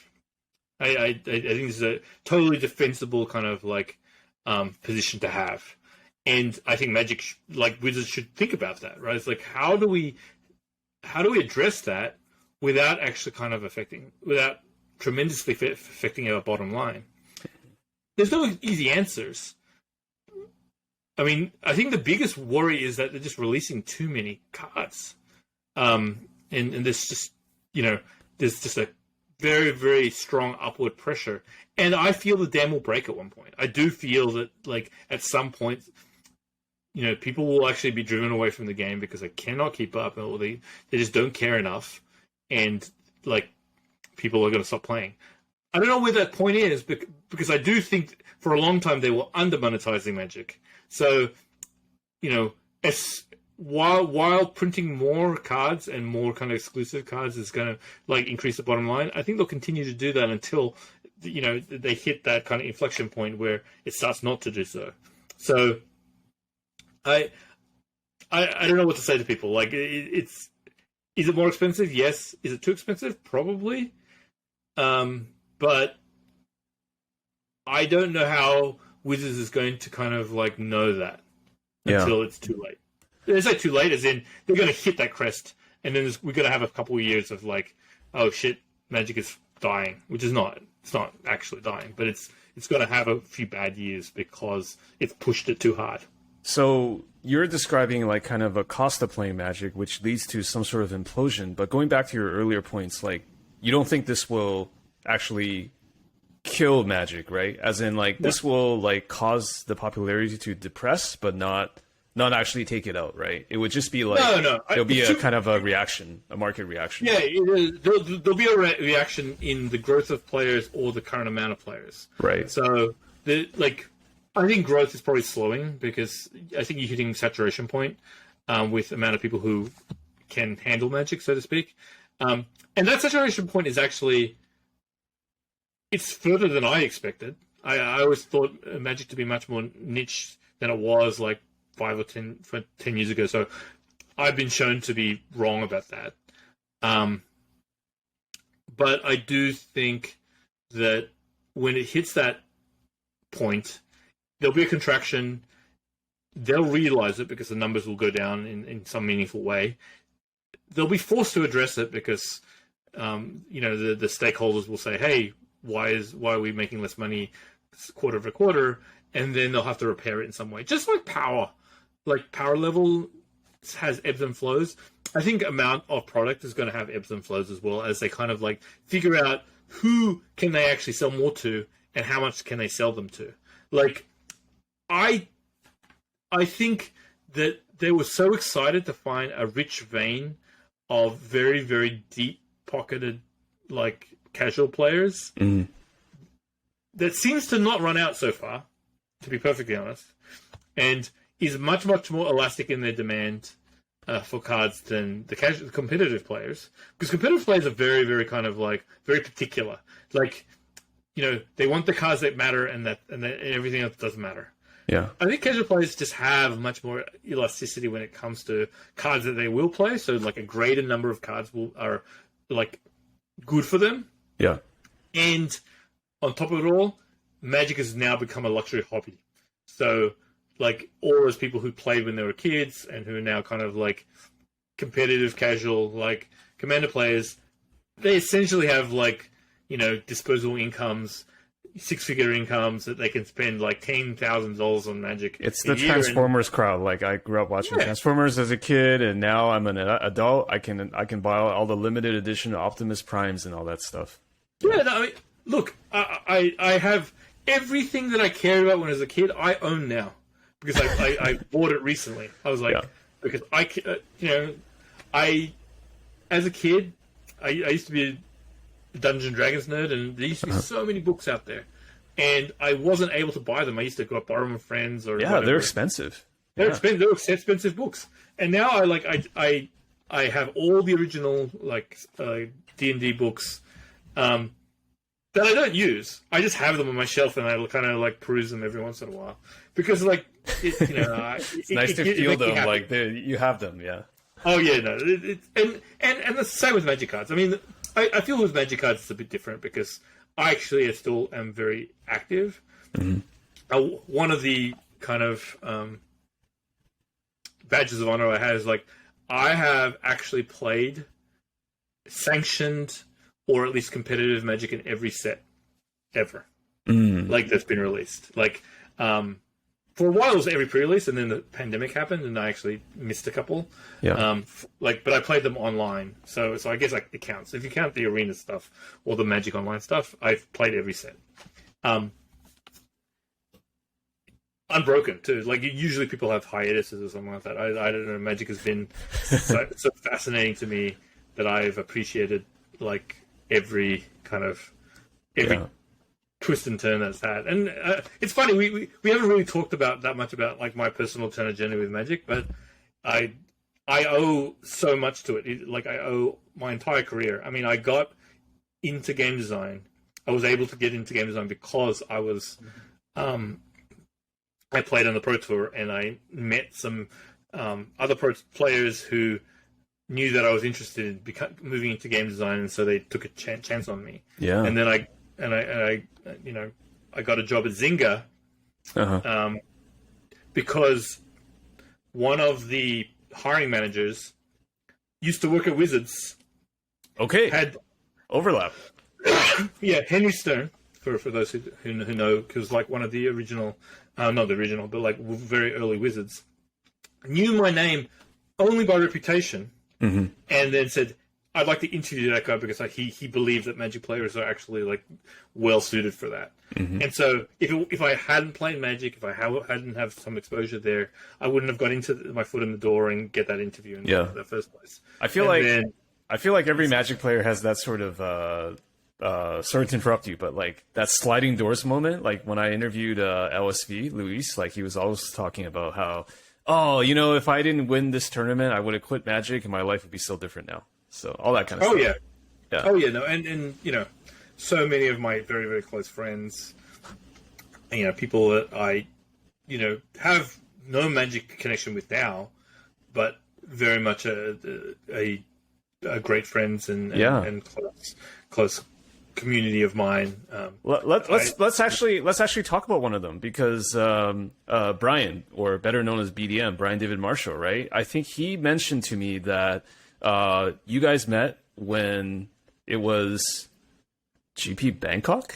Like he had a first assignment or something. So tell me about what it was like to meet BDM, because as I understand it, like that interaction sort of like, you said something about becoming a game designer, so maybe you can just recount the early days with Brian.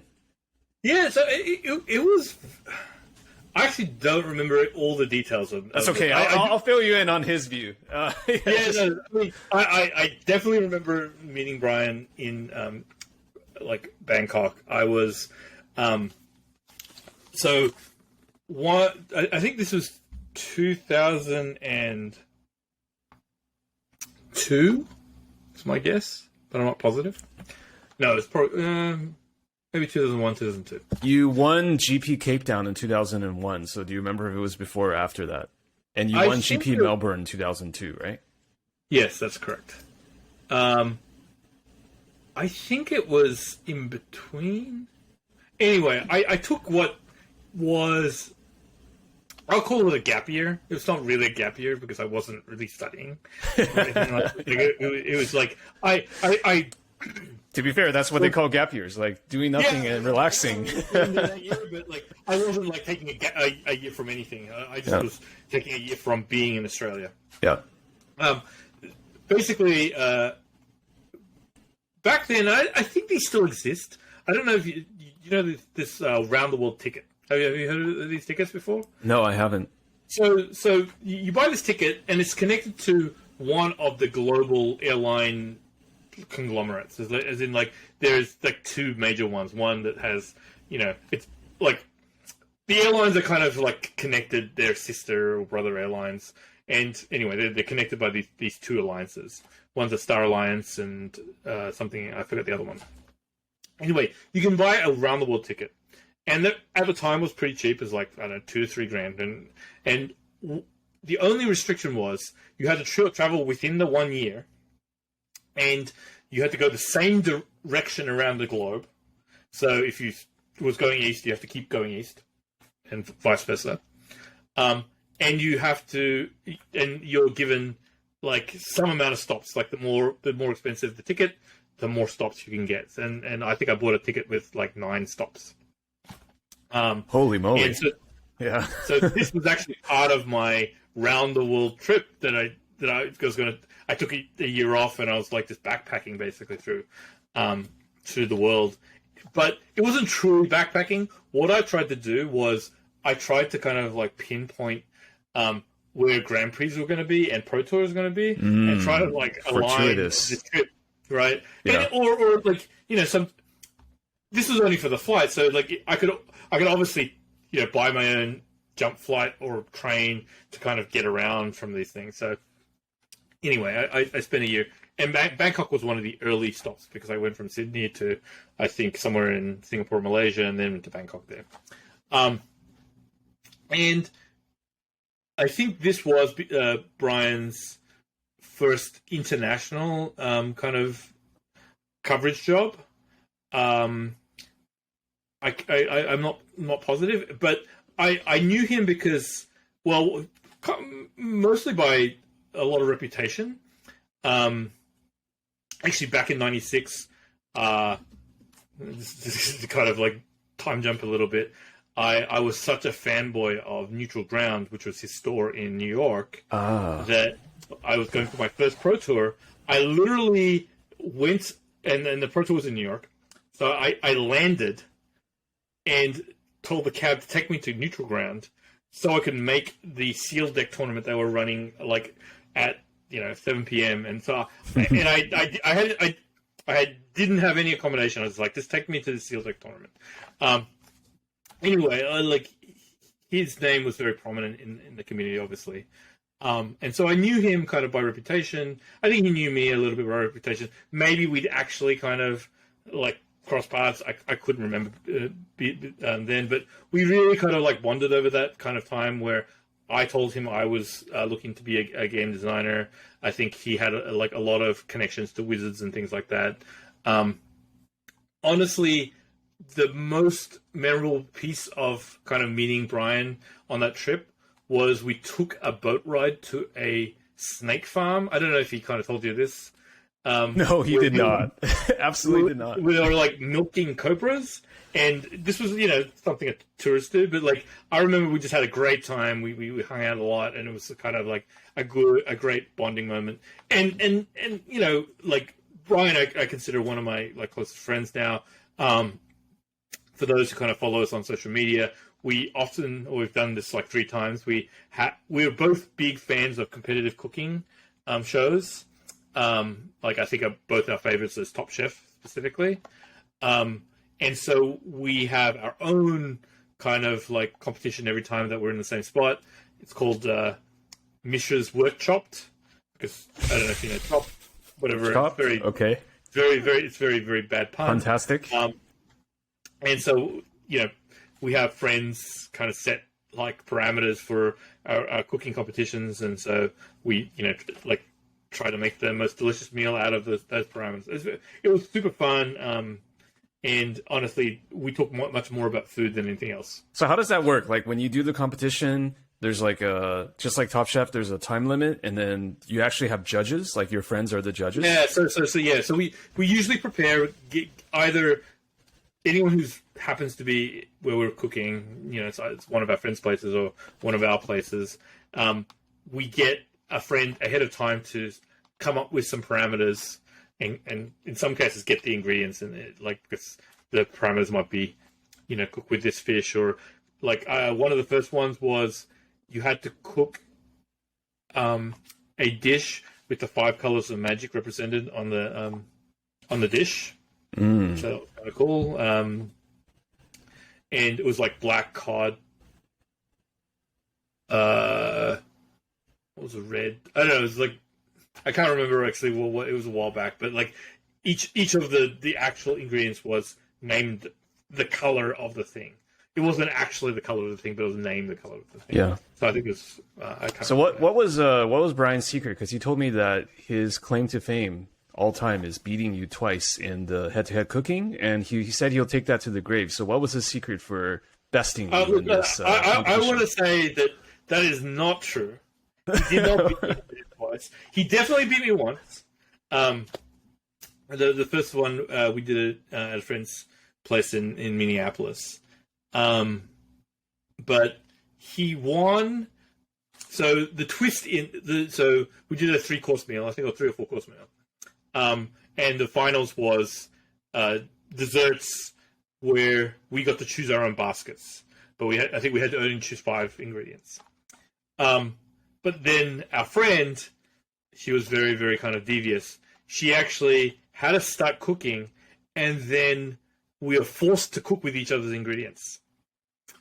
And Brian was not very happy. Switcheroo in the middle, yeah. The little switcheroo, right? It's like you're forced to use his, and you got to come up with something new. And I had something like because I chose some weird stuff because I was trying to make a particular type of bread pudding, and with corn and all sorts of stuff like that. But then he came up with this brilliant like fresh corn ice cream, which was delicious. It's like one of the most delicious things, and he hasn't been able to replicate it since.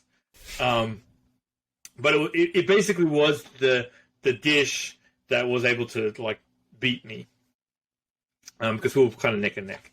And the second one, it was actually in Barcelona in my house. I officially won. Okay, but one of the things that happened also in the dessert course is that he says that I gave him salt instead of sugar when he asked for the sugar. I don't remember this, or certainly... So he thought that you spiked it, or you were... Yeah, if I did, it was totally accidental. Regardless, sure. His dessert was not very good because it was salty rather than sweet. It looked good and probably was going to win, but officially I won. And while I say it wasn't perhaps the most satisfying of wins, it's still a W in my eyes. I didn't do it. I didn't attempt to do it, but he's still a little bitter about salt versus sweet. Nice. How did you even start cooking? Is it just a hobby you've always had since you were young, or what? No, it wasn't actually. I really only started cooking once I moved to the States. So, kind of timeline-wise, so I'm like 44. I was born in 1977. I spent essentially my first 26 years in Australia, mostly in Sydney and then in Melbourne. And then I moved to America to work for a company called Upper Deck. You're probably familiar with them. I was there to actually, be a game designer for their like TCGs that they were doing, and they were doing like Versus System, which is the DC Marvel TCG. And I always hear about this back when Patrick Sullivan and Cedric Phillips are doing their Resleevables podcast. Shout out to Patrick. So yeah, he always had those stories. Patrick's like one of my best friends because we work together. Oh, okay. Colleagues and friends. Yeah, we're really, really close. Yeah. And always enjoy kind of hanging out with him. But there's actually kind of this nexus of very, very kind of famous like Magic players, and I say famous in the sense of like Brian Kibler was actually my roommate when I moved over, so he was like at Upper Deck. Justin Gary, David Humphreys, Antonino De Rosa, Ken Ho. There's a bunch of other kind of like Magic players that I'm forgetting the names of right now. But like at the time, quite accomplished set of kind of like former Magic pros who are kind of like making card games. Sure. Anyway, part of like moving to the States, basically, initially I was, not making a lot of money. And so I kind of by necessity, I started kind of like, learning how to cook. So I kind of like reduced my costs. And that was when I was actually with roommates with Brian Kibler. And I loved it. I mean, my mom was an amazing cook. She doesn't really cook that much anymore, but like it's very much culturally kind of like in, like I was always in the kitchen and she would kind of show me stuff. I would never cook with her. It's very, very strange. While I'm very influenced by the fact that, what she cooked and how she cooked, I try and remember some of that. You never actually like did it together, but you're so influenced by it, right? Together. Yeah. Yeah. And like some of my kind of more recent things is like trying to recapture some of the, cultural touchstones from a dish perspective that I grew up with, and that's actually for those who haven't eaten Malaysian food. Malaysian food is like amazing. I it's so good. I mean, Malaysia and Singapore, both those countries are like phenomenal cuisines, and if you haven't tried anything like that from there, you're missing out because they are amazing, just amazing across the board. Anyway, it's partially culturally, we had great food, and partially I needed to save money early on, and then I got a lot of joy cooking for other people. So when we worked at Upper Deck, we all lived kind of within the same apartment complex because we were kind of young and impetuous, and we all, wanted to kind of just hang out together. And I often cooked for, large groups and things like that. And I really kind of got a love for just doing it like that. And and cooking to now is probably my number 2 hobby behind games. And sometimes it's been number 1, depending on kind of like the time of day. I mean, I have as many gadgets as I do kind of like card binders, kind of like, they're vying for the same amount of space. No, that's amazing. And the Upper Deck experience, was that your first experience or your first role as a game designer? Yeah, officially, yes. Okay. It's funny. I've had many brushes with potentially working at Wizards. So to kind of give a little background of like why I became a game designer. So I was having some success in Magic, but I was getting some pressure from my parents basically to actually get a job, because I was like not making enough to kind of like do a reasonable amount. It was back where the payouts wasn't that high. There's not that many kind of like writing gigs, and this is way before kind of like, I would say, the early to mid 2000s, where you could kind of like make a very, very solid living playing Magic. Mm-hmm. So I was like, but I love games. I love the structure of it, and so I was like, how do I get into into Magic? Now, remember, I'm living in Australia, have no background in game design. And I was like, okay, how do I do this? So I was like, I got it into my head that if I made my own set and I was able to show it to people, they would say, wow, you know how to make Magic cards. Like, you're hired.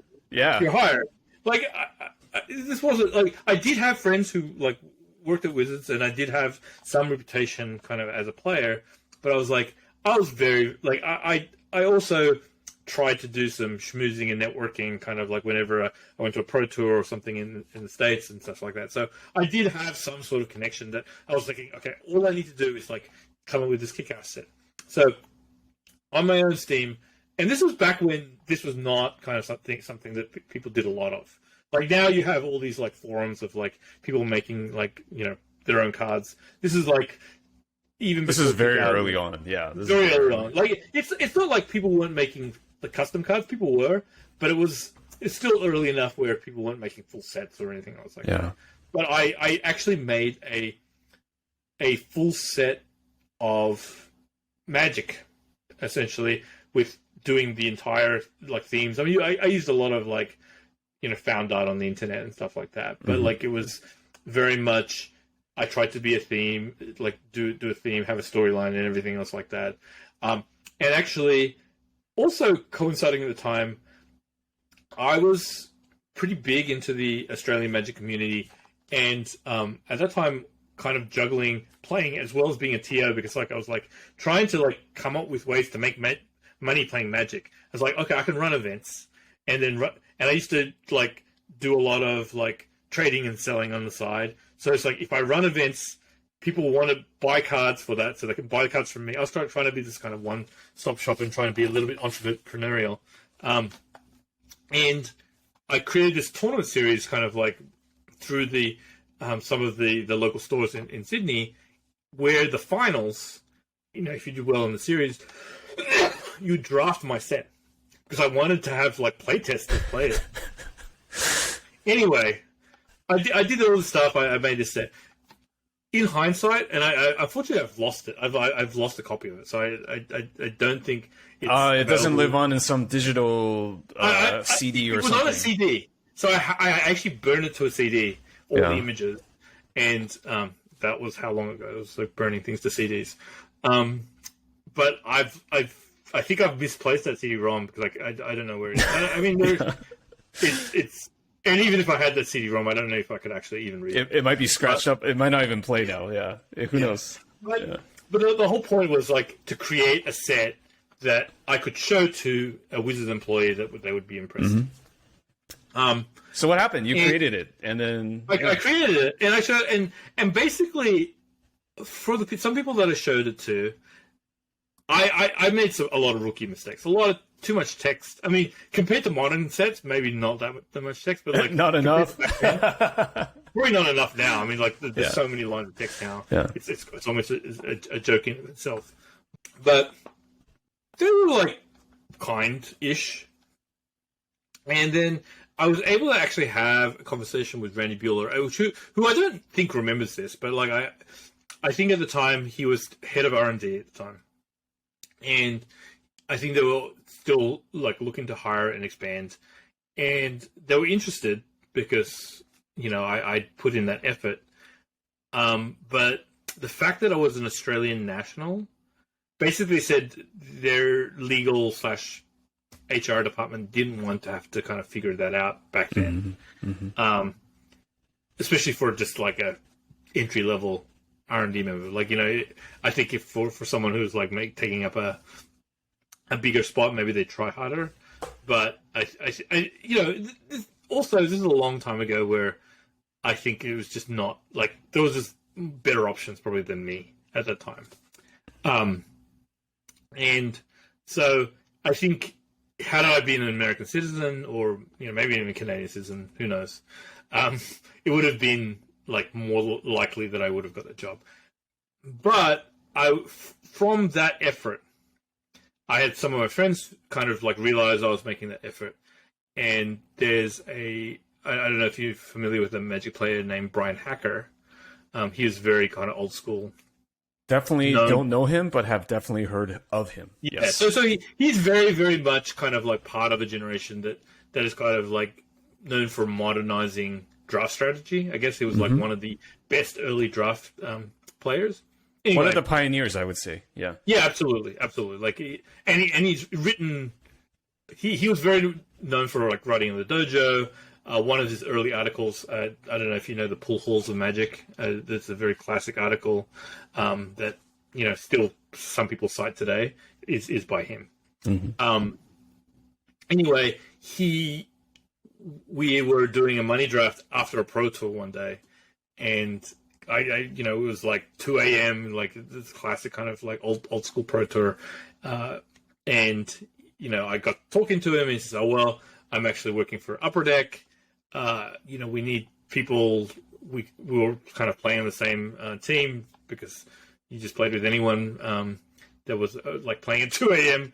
And he said, "Look, just come over here. We'll figure it out. We'll figure out the logistics of getting you over here." And that was the start of it. And it was kind of, it was my into the industry. And I worked at Upper Deck for 5 years, made a lot of like great connections and honestly lifelong friends at that time, and was able to kind of parlay that into digital games where I actually had no experience. I mean, I wasn't a programmer, but I was able to parlay my history of Magic into the interview, and then was able to kind of like shine enough at the interview to actually get that job. And that's happened multiple times. I mean, there's multiple times where my Magic history is something that's caught the eye of somebody and said, that is something that we care about.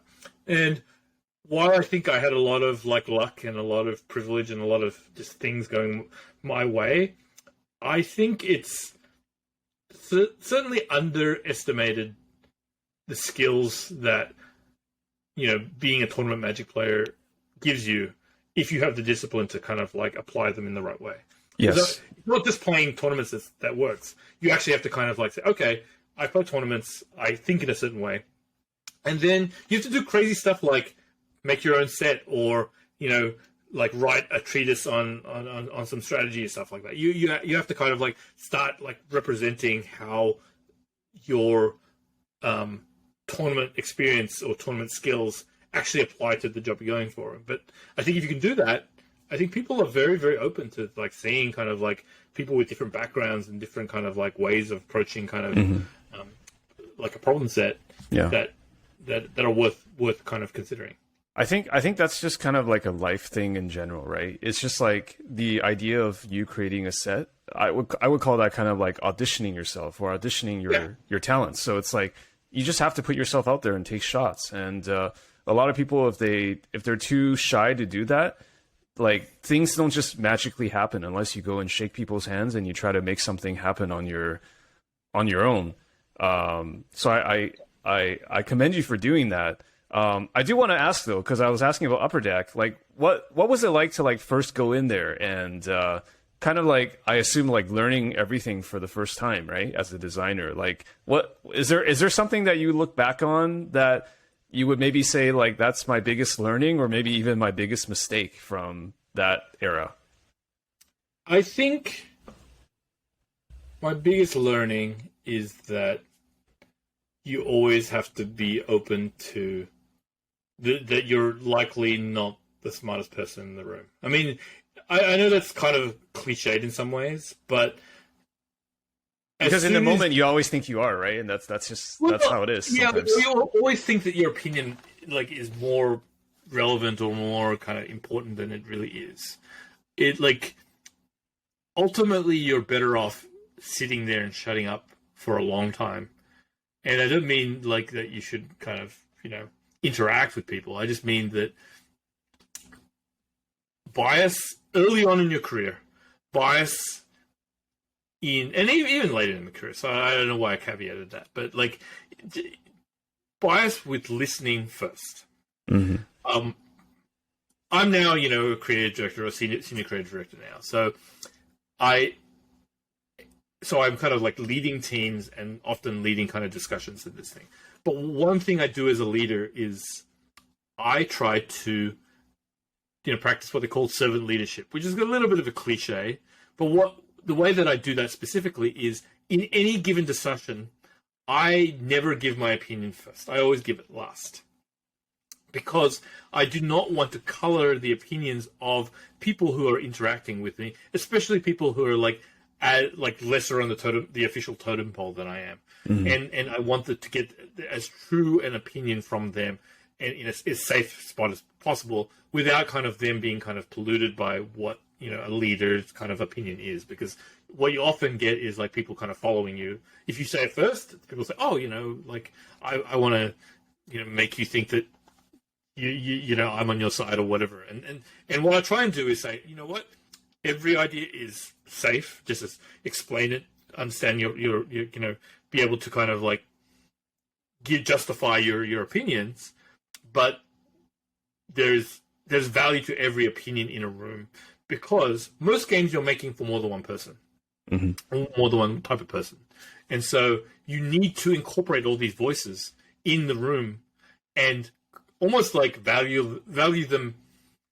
Let's say equally, but like you must consider them equally.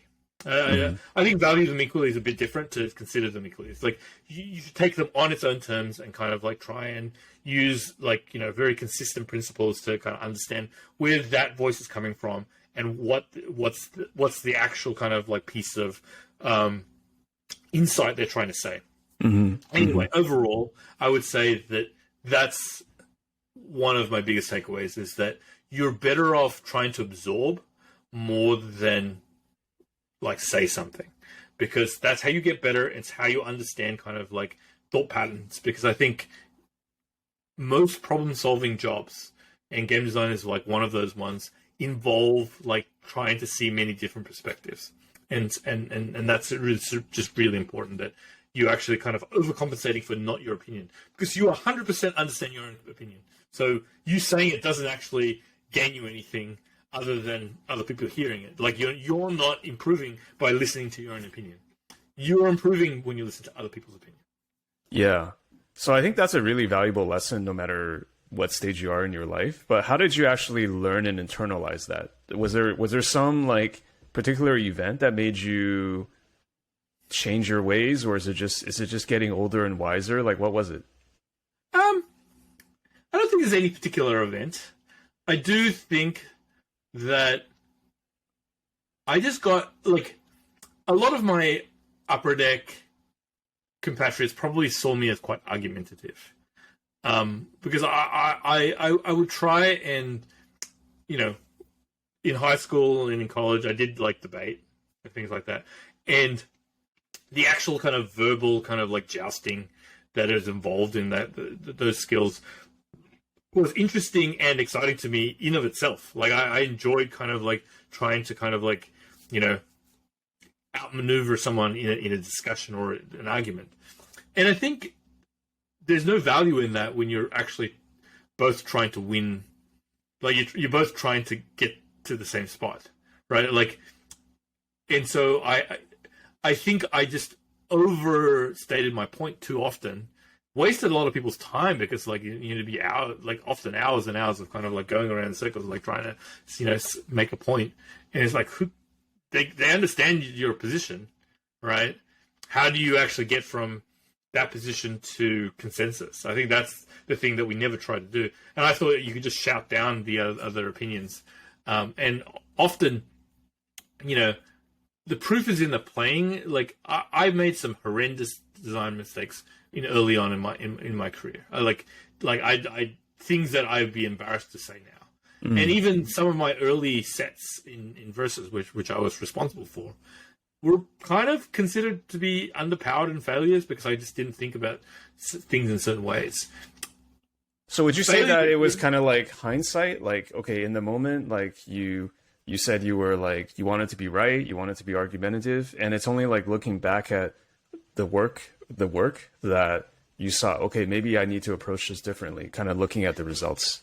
Yeah, I mean, absolutely, just looking at the results.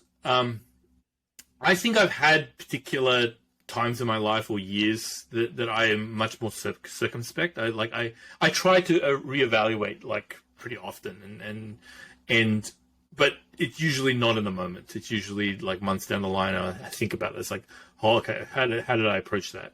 And now as I've gotten older and wiser, I try and do that more often than I did. I did it probably, you know, every few months, and now I try and do it every few weeks. Because I try, and sometimes, you know, even in the moment where I'm, you know, having some sort of discussion with my family, my wife, and I'm trying to like not approach things in a way to try and win arguments. I mean, she often says like, "Hey, we're not trying to debate here. That's not the goal of that discussion. The goal of the discussion is to come up with an outcome that we're all happy with." Yeah, it's like, not about winning and losing, definitely. No, yeah. But the thing is, like, you know, I've personally been brought up in such a kind of competitive environment where it comes to Magic, when it comes to, you know, even growing up, my mother would very much kind of be competitive against my peers. You know, she'd say like, how did so and so do and compare, and you know, I honestly love the competition in Magic. I mean, I think that's the reason why I will always be a competitive Magic player. I won't necessarily be a professional one, but I'll always be one that cares more about the competition than I do the times, to be perfectly honest. Like I play Magic because I like the competition of it. I obviously enjoy the social part of it, but if there wasn't tournaments, I think I'd probably drop it. I think honestly that's like what I care about. Yeah. I'm in the same boat, man. Exactly the same boat. Like if there's a, what did they call that? I already forgot the name. Like a RCQ, I'll be like, hey, it's there. I'll try to play it. I'll try to spike it. But you can't get me into a Commander game. I've tried it. I know you've been on podcasts. People ask you like, hey Ben, do you play Commander? And I can totally relate to the polite answers you've given, because like, I'm just not into like the non-spiky stuff. It's just part of life and playing Magic, just knowing yourself. But it's also interesting when like Commander players start talking about like the arms race. But that's another topic. We'll yeah. It's so weird. Like to me, it's like just know the objectives, right? Whatever you're playing, whatever game you're playing in life, just know the objectives. If those are the rules of the game, then those are the rules of the game. Like don't play this game and pretend you're playing this other game where there's other rules. Like that's just not how it works in my world. Like maybe I'm very too black and white in this sense, you know? I think we're similar in that way, where I think the unwritten rules are the most frustrating for us. No, just write it out if they're unwritten, right? Like, otherwise, don't call them unwritten rules. Yeah, no, I mean, I fundamentally don't like Rule Zero. I don't know how familiar you are with kind of like commented discourse in general, but like Rule Zero expectations to me are a game crutch, as in because it's a patch. Yeah, it not only is a patch. I actually think in most cases, not everyone is happy with the Rule Zeros. They accept that, like, someone is like, here's like, we are not going to play, like, with Mind Twist, I'm just, whatever card it is. Yeah. We're not going to play Soul Ring, okay? And then that's our Rule Zero for our group. I'm sure there's someone who wants to play Soul Ring, is what I'm saying. It's like, you agree with that, because you like the social compact kind of like requires you to do so, but the fact that there's so much flexibility in that kind of social compact means that you're actually kind of like imposing kind of like your Rule Zero on somebody that doesn't actually want to play with that. The great thing about like games in general, or like let's say official Magic rules or whatever, is that you don't have to have this argument about whether it's legal or not to do. Like you don't it's have legal if it's legal, and the goal is to reduce your opponent's life total to 0. So that is it, or deck them, right? Yeah. I mean, look, as a game designer, I understand the motivations that I go beyond like casual gaming. I want to say that it's part of getting older too is empathy, right? Yes, of course. Yeah. Empathy is super important, and it's why I actually kind of like respect this community and what they've done and try and learn. I mean, like part of I did not foresee the rise of Commander to the extent it is, and I want to kind of like. No, I did not buy stock in Commander. If that could be. No, I mean, and as much as you could have, if I had to kind of like make predictions on a prediction market about like what like it's likely to happen to for Magic. That would not be one of the things I would have done probably 5-10 years ago, whatever it is before the Commander times. And even when it was happening, I don't think I was getting it, right? Like it was not until it became like inevitable. You could not see it. Probably 2018 is when the inevitability, it's like, wow. Yeah, that was the tipping point. They're doing so much here, right? They know something I don't know. And, and then I think over the pandemic, and certainly the kind of decline of competitive Magic, or at least tournament Magic, kind of coincided with the rise. And now it's like easily casual Magic was also always a bigger slice of the pie than you ever knew. Like, I'm sure competitive players only make up about a third at its height of revenue. Now it's even less. I think it's probably like, my guess is, not accounting for the fact that the competitive Magic didn't exist for a while. Probably after it all shakes out, it's going to be like 10 to 15% of actual revenue. Right. But I think competitive Magic players didn't really kind of ignored it when there was no products that they were kind of like seeing released that weren't for them. But now it's easy to see that there are basically more products and more emphasis on this community than in competitive stuff, or at least way more than it used to be. We're talking about orders of magnitude more than it used to be, and so I think now we are living in the same boat. We are aware of each other in this kind of world, and I think that's kind of I'd be interesting to see how the community goes on in the future. I mean, there's already been some crossover. So a lot of competitive players, dipping their toe in Commander just to try it out. Like, Kibler, Brad Nelson, a lot of people kind of saying, okay, well, this is where the wind is blowing, at least for some amount of Magic. To me, that's, again, I personally prefer the structure of a tournament game, but I am, as a game designer, very, very interested in kind of like how Magic synthesizes this, because I do think at some point it's going to ebb and flow. Yeah. As Pro Tours come back, as competitive Magic kind of finds its footing again, as the pandemic lessens, like there will be opportunities to grow tournament Magic beyond what it is, and we'll find out how it is in the next few years. So, as a game designer, how do you feel about, because you're talking, you know how you talked about Magic and World of Warcraft being things that have very strong longevity. Like, to me, I feel like Magic has made a successful metamorphosis into just a game, into an actual game engine, right? Like, Yep. like essentially Commander's a different game. It's just using the same engine. Kind of like parallels to Unreal Engine or Unity Engine, or like things that you can almost like license out in a way. Like I could see another game effectively just use the Magic engine, right? Which is what Commander is compared to competitive formats. There are other games like kind of do something similar. I mean, I think that, to just use another example that I've already said before, World of Warcraft is many different games in one. Right.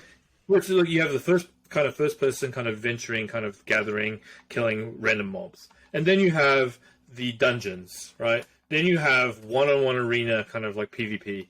Then you have battlegrounds. Then you have like there's all these different kind of like modes layered on what is essentially the same engine. Like you're still using the same avatar, doing the same stuff, except the context is different.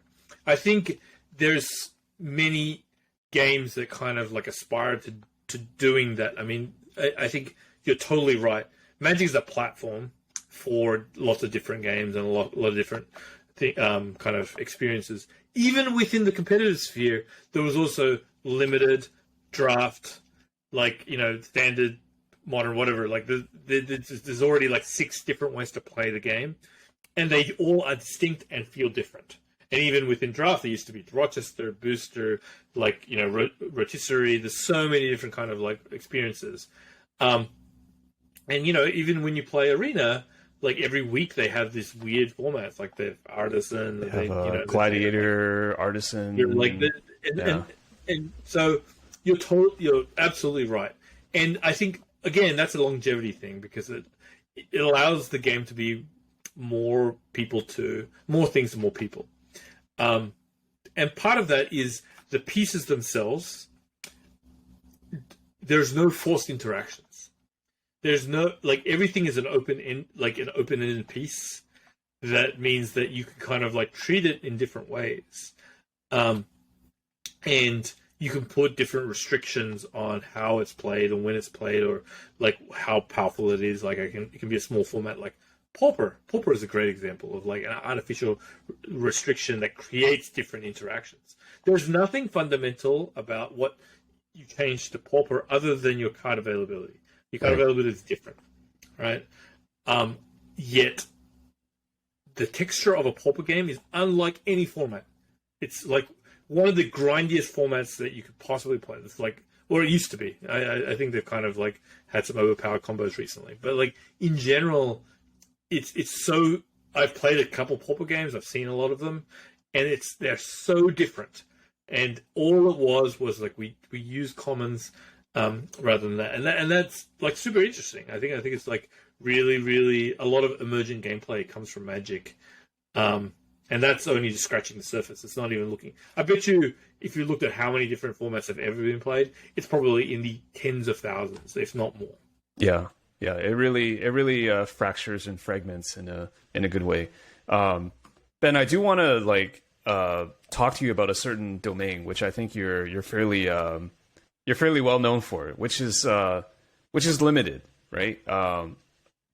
Like you've been doing spots on limited resources. You're known for being a very strong limited player historically in competitive play. Like, let me start off with a question, right? It's actually around the content. So I know you've been doing these kind of looking back set reviews of older sets for LR with Marshall and Luis. What was the origin story of like you getting involved in doing these what you call reverse set reviews? Like how did that start to happen initially? It was just a random conversation I had with Luis. Luis is a good friend of mine. We just like said, wouldn't it be cool if we did the set review of Alpha? And it was like we both are extremely nostalgic for that set. We're both game designers, and so we kind of like have a unique way of taking kind of taking that and that perspective. I mean, it's not completely unique. Obviously, there are like people like Patrick and Cedric that do the receivables, which is kind of similar, but it's not. I think our approach is different. I think they are much more methodical with, like let's break down certain cards, and we're talking about themes and kind of like stylistically what things are going for and historical kind of like touchstones. But it was just a random conversation Luis and I had one time, and we did it. We love doing it, and I think we've probably done about half a dozen now. We do them quite slowly because one, we're all like pretty busy, and what we do for limited resources is like when there's a lull in the kind of like the limited kind of like ecosystem, we find time to kind of do that. Now that I live in Seattle and like Marshall's only about 2 miles away, it's like a little bit easier. But we talked about like trying to do it a bit more often. And we've even talked about like possibly spinning it off and having its own kind of thing so that people can kind of like be more reliable in accessing that. And I'd love to do it. We're all busy though. We all have Luis and I have young kids, so it's always hard to find a lot of time to do that kind of stuff. So here's my fan moment. I really enjoy listening to the one you guys did on Mirage and Visions because like you talked about how it was a very seminal point in Magic's history and the limited and basically what I found interesting about that episode was a lot of things, but one of the things was like you guys tried to deconstruct the historical basis for why they went deep into making this like truly one of the first limited friendly or draft friendly sets. And you went into like deconstructing the potential like business ramifications of doing so, like the market climate. Like there's actually a lot of good discussion around that, more so than the cards themselves, which I found really fascinating. I don't know what to call that exactly. It's almost like a business or a meta perspective on how like game design works. So I'm wondering like the question here is like, is that something intentional you guys try to do with these episodes in terms of in the show notes or in the outline, or does it just naturally kind of come up as like wanting to put the thing in its proper historical context? Well, I think it's pretty natural for us, just as game designers, both for Louise and myself. I think we that's the way that we break down like things is like everything has context. Okay, so you and so people call it grading on a curve, but really, if you don't understand kind of like what was available or what was kind of popular or what were the things that were happening at the same time, you're going to lose a lot of nuance on the intention of what they're going for. Like a lot of the things that we say, we don't have kind of like actual evidence that they were doing it for this reason. We just kind of looking at a lot of context clues and saying, okay, it makes sense that this would be like the focus here because this is what happened before. We know what happened after, so we can kind of like backtrack. Maybe sometimes we're kind of like putting words in their mouths, or maybe like the scale of the intention we make get off. But overall, I think that it's one, kind of just important to understand that context, but two, I think it's just very interesting because you often hear Magic kind of reviews based on the cards themselves or things like that, but you very rarely get that much kind of insight in the business and the environment and the community of Magic itself. And so we, being kind of like older school players, are able to give some of the kind of people who have come lately kind of like perspective and understanding of like, what we have now has so many iterations. It is like, 30th generation Magic compared to what was played back then and how Magic was played and what people cared about. I mean, like I'm nostalgic for that time, but I also think that it's important to realize that current Magic is 100 times more successful than old Magic. Yeah. And so what were as a game designer and as a game maker, I want to be able to deconstruct kind of the steps so that maybe I can replicate kind of like the intention And so naturally, when we talk about those things, they come out. And so, I don't know. We don't plan it. We do have a plan. Like, we have an outline. We said we're going to hit these things. But in general, I think a lot of the banter about that kind of stuff is purely organic. And we just kind of, we would naturally, if we would just happen to be in the same room, having dinner or, having a drink, we would be talking about the same stuff. Yeah, I've noticed that just the three of you just have really good chemistry. Like, is it just like the friendship, or is it just doing enough podcasts together, or what? Or a combination? No, well, I mean, there's definitely the friendship aspect. I mean, Luis and I like to rib each other, as much as possible, and we can kind of take it as much, take it and give it, without any worry that either of us will be offended. Like, while we're obviously both great friends with Marshall, I think one of the very, very underrated pieces of like skills is that Marshall is so good at kind of like facilitating discussions and leading people in directions. He knows the answer of plenty of things that he asks, but he knows how to tee up like things that are interesting, contentious, like food for thought. He does it on his podcast. He does it as like a coverage person. He does it on his watch channel. There's something about how he approaches kind of like discussions and dialogue that is he's just naturally very, very good. He doesn't have any formal training, but he's like studied it. He understands it and has just an internal knack.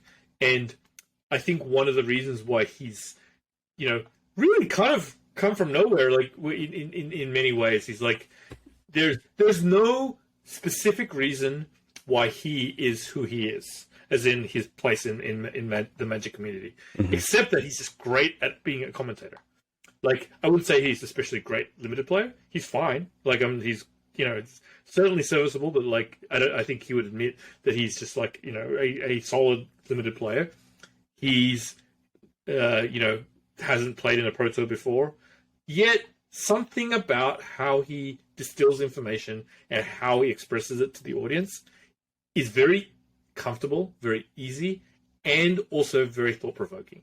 He is by far the best commentator that Magic has had. And certainly one of the best podcasters that's out there. And it shows by the popularity of that, considering how, like, niche Limited is when it comes to kind of popularity. Yeah. Like, Limited Resources is like a behemoth. Yeah. Like, people, like, this is the podcast the first podcast that they start with when people are listening about it. And I've been lucky enough to appear in that, via some, friendships and connections.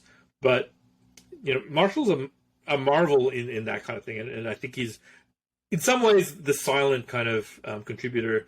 I mean, obviously people respect him, but like I think the fact how good he is at his craft is very, very underrated. I fully agree. I think he's, even in today's day and age, I think he's extremely underrated. Like, he's just sort of like a very foundational thing that I would dare to say he might be one of like the 7 wonders of MTG, if like there was a 7 wonders of MTG. Like, his hands are in a lot of things, and he has a way of like making other people better, which is really the secret weapon, right? Like, and he's also very good at playing the I don't know if this is the right term, but like the straight man, or like in a commentary setting, or in a comedy setting, or the audience surrogate, generally. Like, he's he can be the everyman, every person Magic content creator, which is awesome. And I do feel what you said. Like, I actually interviewed him for this podcast quite a long time ago, and I could definitely feel like he has this sort of like really good positive intentionality behind what he wants to do, and like he knows he's gonna go after it, and it's just wonderful to see like the LR success. So yeah. Oh yeah, absolutely, and it's not automatic either. That's one thing. He's the equivalent of I hope I'm not saying this in a bad way, but he's the equivalent of like the Magic grinder who like through sheer like may not be the most talented person, but like they are able to like grind their way to like a consistent place on the PT train, like back when that was a thing, just by being like just by outworking the competition and like playing more, like practicing more. Whereas like somebody like Nassif would just like play 2 games, or who was the other person I interviewed recently said like, oh, Alexander Hayne like would just think about Magic instead of playing Magic. Like he's instead Marshall's the person who would just be like maxing every aspect of his abilities in a good way. Yeah. Yeah, I will step in and say I do think there's a lot of natural talent in how he presents himself. Yeah. I think that there's like a very ease of speaking that I don't think is learned necessarily. Yeah, you kind of have to have that. That's like a natural thing. Yeah, that's the natural aspect, and that's the thing that is his superpower. I think when it comes to like understanding what the topic he's talking about, or kind of like he does his work, he does his research, he's very diligent in making sure that, you know, before any pro tour he like understands the formats and stuff like that. Like all the stuff is like, you're totally right. It's all hard work and it's all like, you know, intentional. But I do think to give him credit where it's due, I do think that he has an ease of speaking that is very, very rare in kind of like Magic or even just general broadcasting. Yeah. I guess I would say there's some people that when I listen to or consume their content, I feel like they're too big for the Magic world, and I think Marshall is one of those people. Well, I guess he's outside the Magic world with his extremely successful watch channel and stuff like that too. So it is incredible how many people watch that show. It is for those who haven't seen this watch show that Marshall does. It gets like millions of viewers, right? Way more than Limited Resources does for a subsection of the community that I didn't even know existed. So again, I mean, like, you know, all power to him for being successful there. But like, it's incredible, and he's really reaping the rewards there. And it's actually fun to. I've watched quite a few of them because they're just kind of very, very, very, you know, methodical, and he lulls you into kind of like a very easy rhythm. I don't know. Yeah. He's the excellent broadcaster voice also doesn't hurt. That's something he's got. Does not hurt. Does not hurt. Yeah. He's also very tall. It doesn't help him in that. I think he's good at basketball too. So he's a man of many talents. Okay, so just to wrap up the this LR bit, like, what do you think you're like taking away from doing these reverse set reviews, like either internally or maybe from feedback through the community? Like, what are your takeaways from doing them now that you've done a couple of them? I would like here's the secret. I just do them for fun. I enjoy my time hanging out with Marshall and Luis. I like talking about Magic. I mean, like, again, I personally don't get any sort of compensation. Like, you know, they get all their stuff, and I come on just to, you know, help out because they're good friends of mine and I enjoy talking to them. In some ways, I could care less what people think about this thing. This is just something I like doing. Yeah. I do care that people like them. I mean, you know, my own personal ego likes to create a product that people want to see. I cannot give the commitment. One of the reasons I'm not a regular content creator is I don't need to be, but I also don't want to be beholden to the community expecting me to kind of develop things, like, because I have a full-time job, I've got a family, and all sorts of stuff like that. And I if I did it, I wanted to be able to kind of like dedicate myself to it. So without having those commitments, which means I can come to it like when we feel it's right, when we feel like we want to do it, when it's like exciting for us to do, and we're motivated by just doing it for its own kind of like sake. That being said, I do them because it also furthers the exercise, furthers my ability to understand Magic as a game and understand just games as a business. And I think like thinking through these sets and like understanding the context and really, really kind of like drilling down on like, why did they do this versus this? You know, when I'm doing my own personal reviews beforehand, makes me a better game designer. So this is kind of like a little bit of personal training, a little bit of kind of like trying to understand the environment that I'm kind of like building for. Look, Magic is a wonderful, wonderful game design teacher. I think also not underrated. He's well rated, but like Mark Rosewater has probably created the greatest database of game design kind of like information. Now, I don't agree with Mike for everything, but like to kind of like deny his prolificness and quality of work that he's done there you can't deny that he has a point of view and he goes on with that. It's unrivaled how much content he's created and the quality of that content. And honestly, like I would say that early on when I was trying to learn things and when I was getting curious about game design, I started off with his stuff because it involved a game that I cared about, but then also I started kind of like understanding the perspective of game design. Again, I don't agree with everything because I think game design is like much more an art than a science in some ways, but understanding the perspective is really important, and he's very good at how he presents those. He's very thorough, and he has a very, very kind of like consistent and effective point of view. And I think that that's like, again, very rare, and he should be credited like with all that glory, because I think it's like a remarkable thing. I could never do what he's done. Right. Like the body of work is so remarkable, and effective, and honestly probably has created dozens, if not hundreds, of game designers from that work specifically. Oh, no doubt. No doubt. Yeah, so Ben, I think this might be a good place to bookend it. And I'm just going to say on the record here in the recording, I feel like we need a part 2. Like, I feel like we could do another 2, 3, 4 hours of your Magic stories and other things. I have to apologize. Maybe some of this discussion went a little sidetrack, and that's on me. Like, just going into tangents. But yeah, I really appreciate you taking the time, Ben. What's the best place for people to find you on social, or where you want to be found?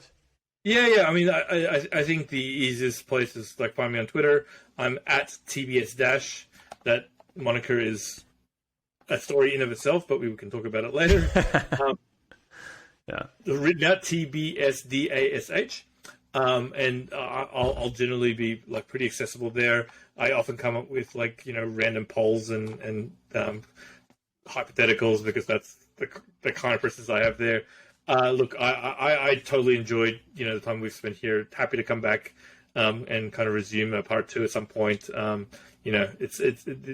always enjoy sharing these stories and kind of, speaking to the community. It's super fun, and honestly, the tangents are exactly how I like it too. So, expect more tangents if I come back. I think the show should be called Tangents of Magic. But yeah, thank you so much, Ben, and enjoy the rest of your evening. Okay, thanks a lot, James.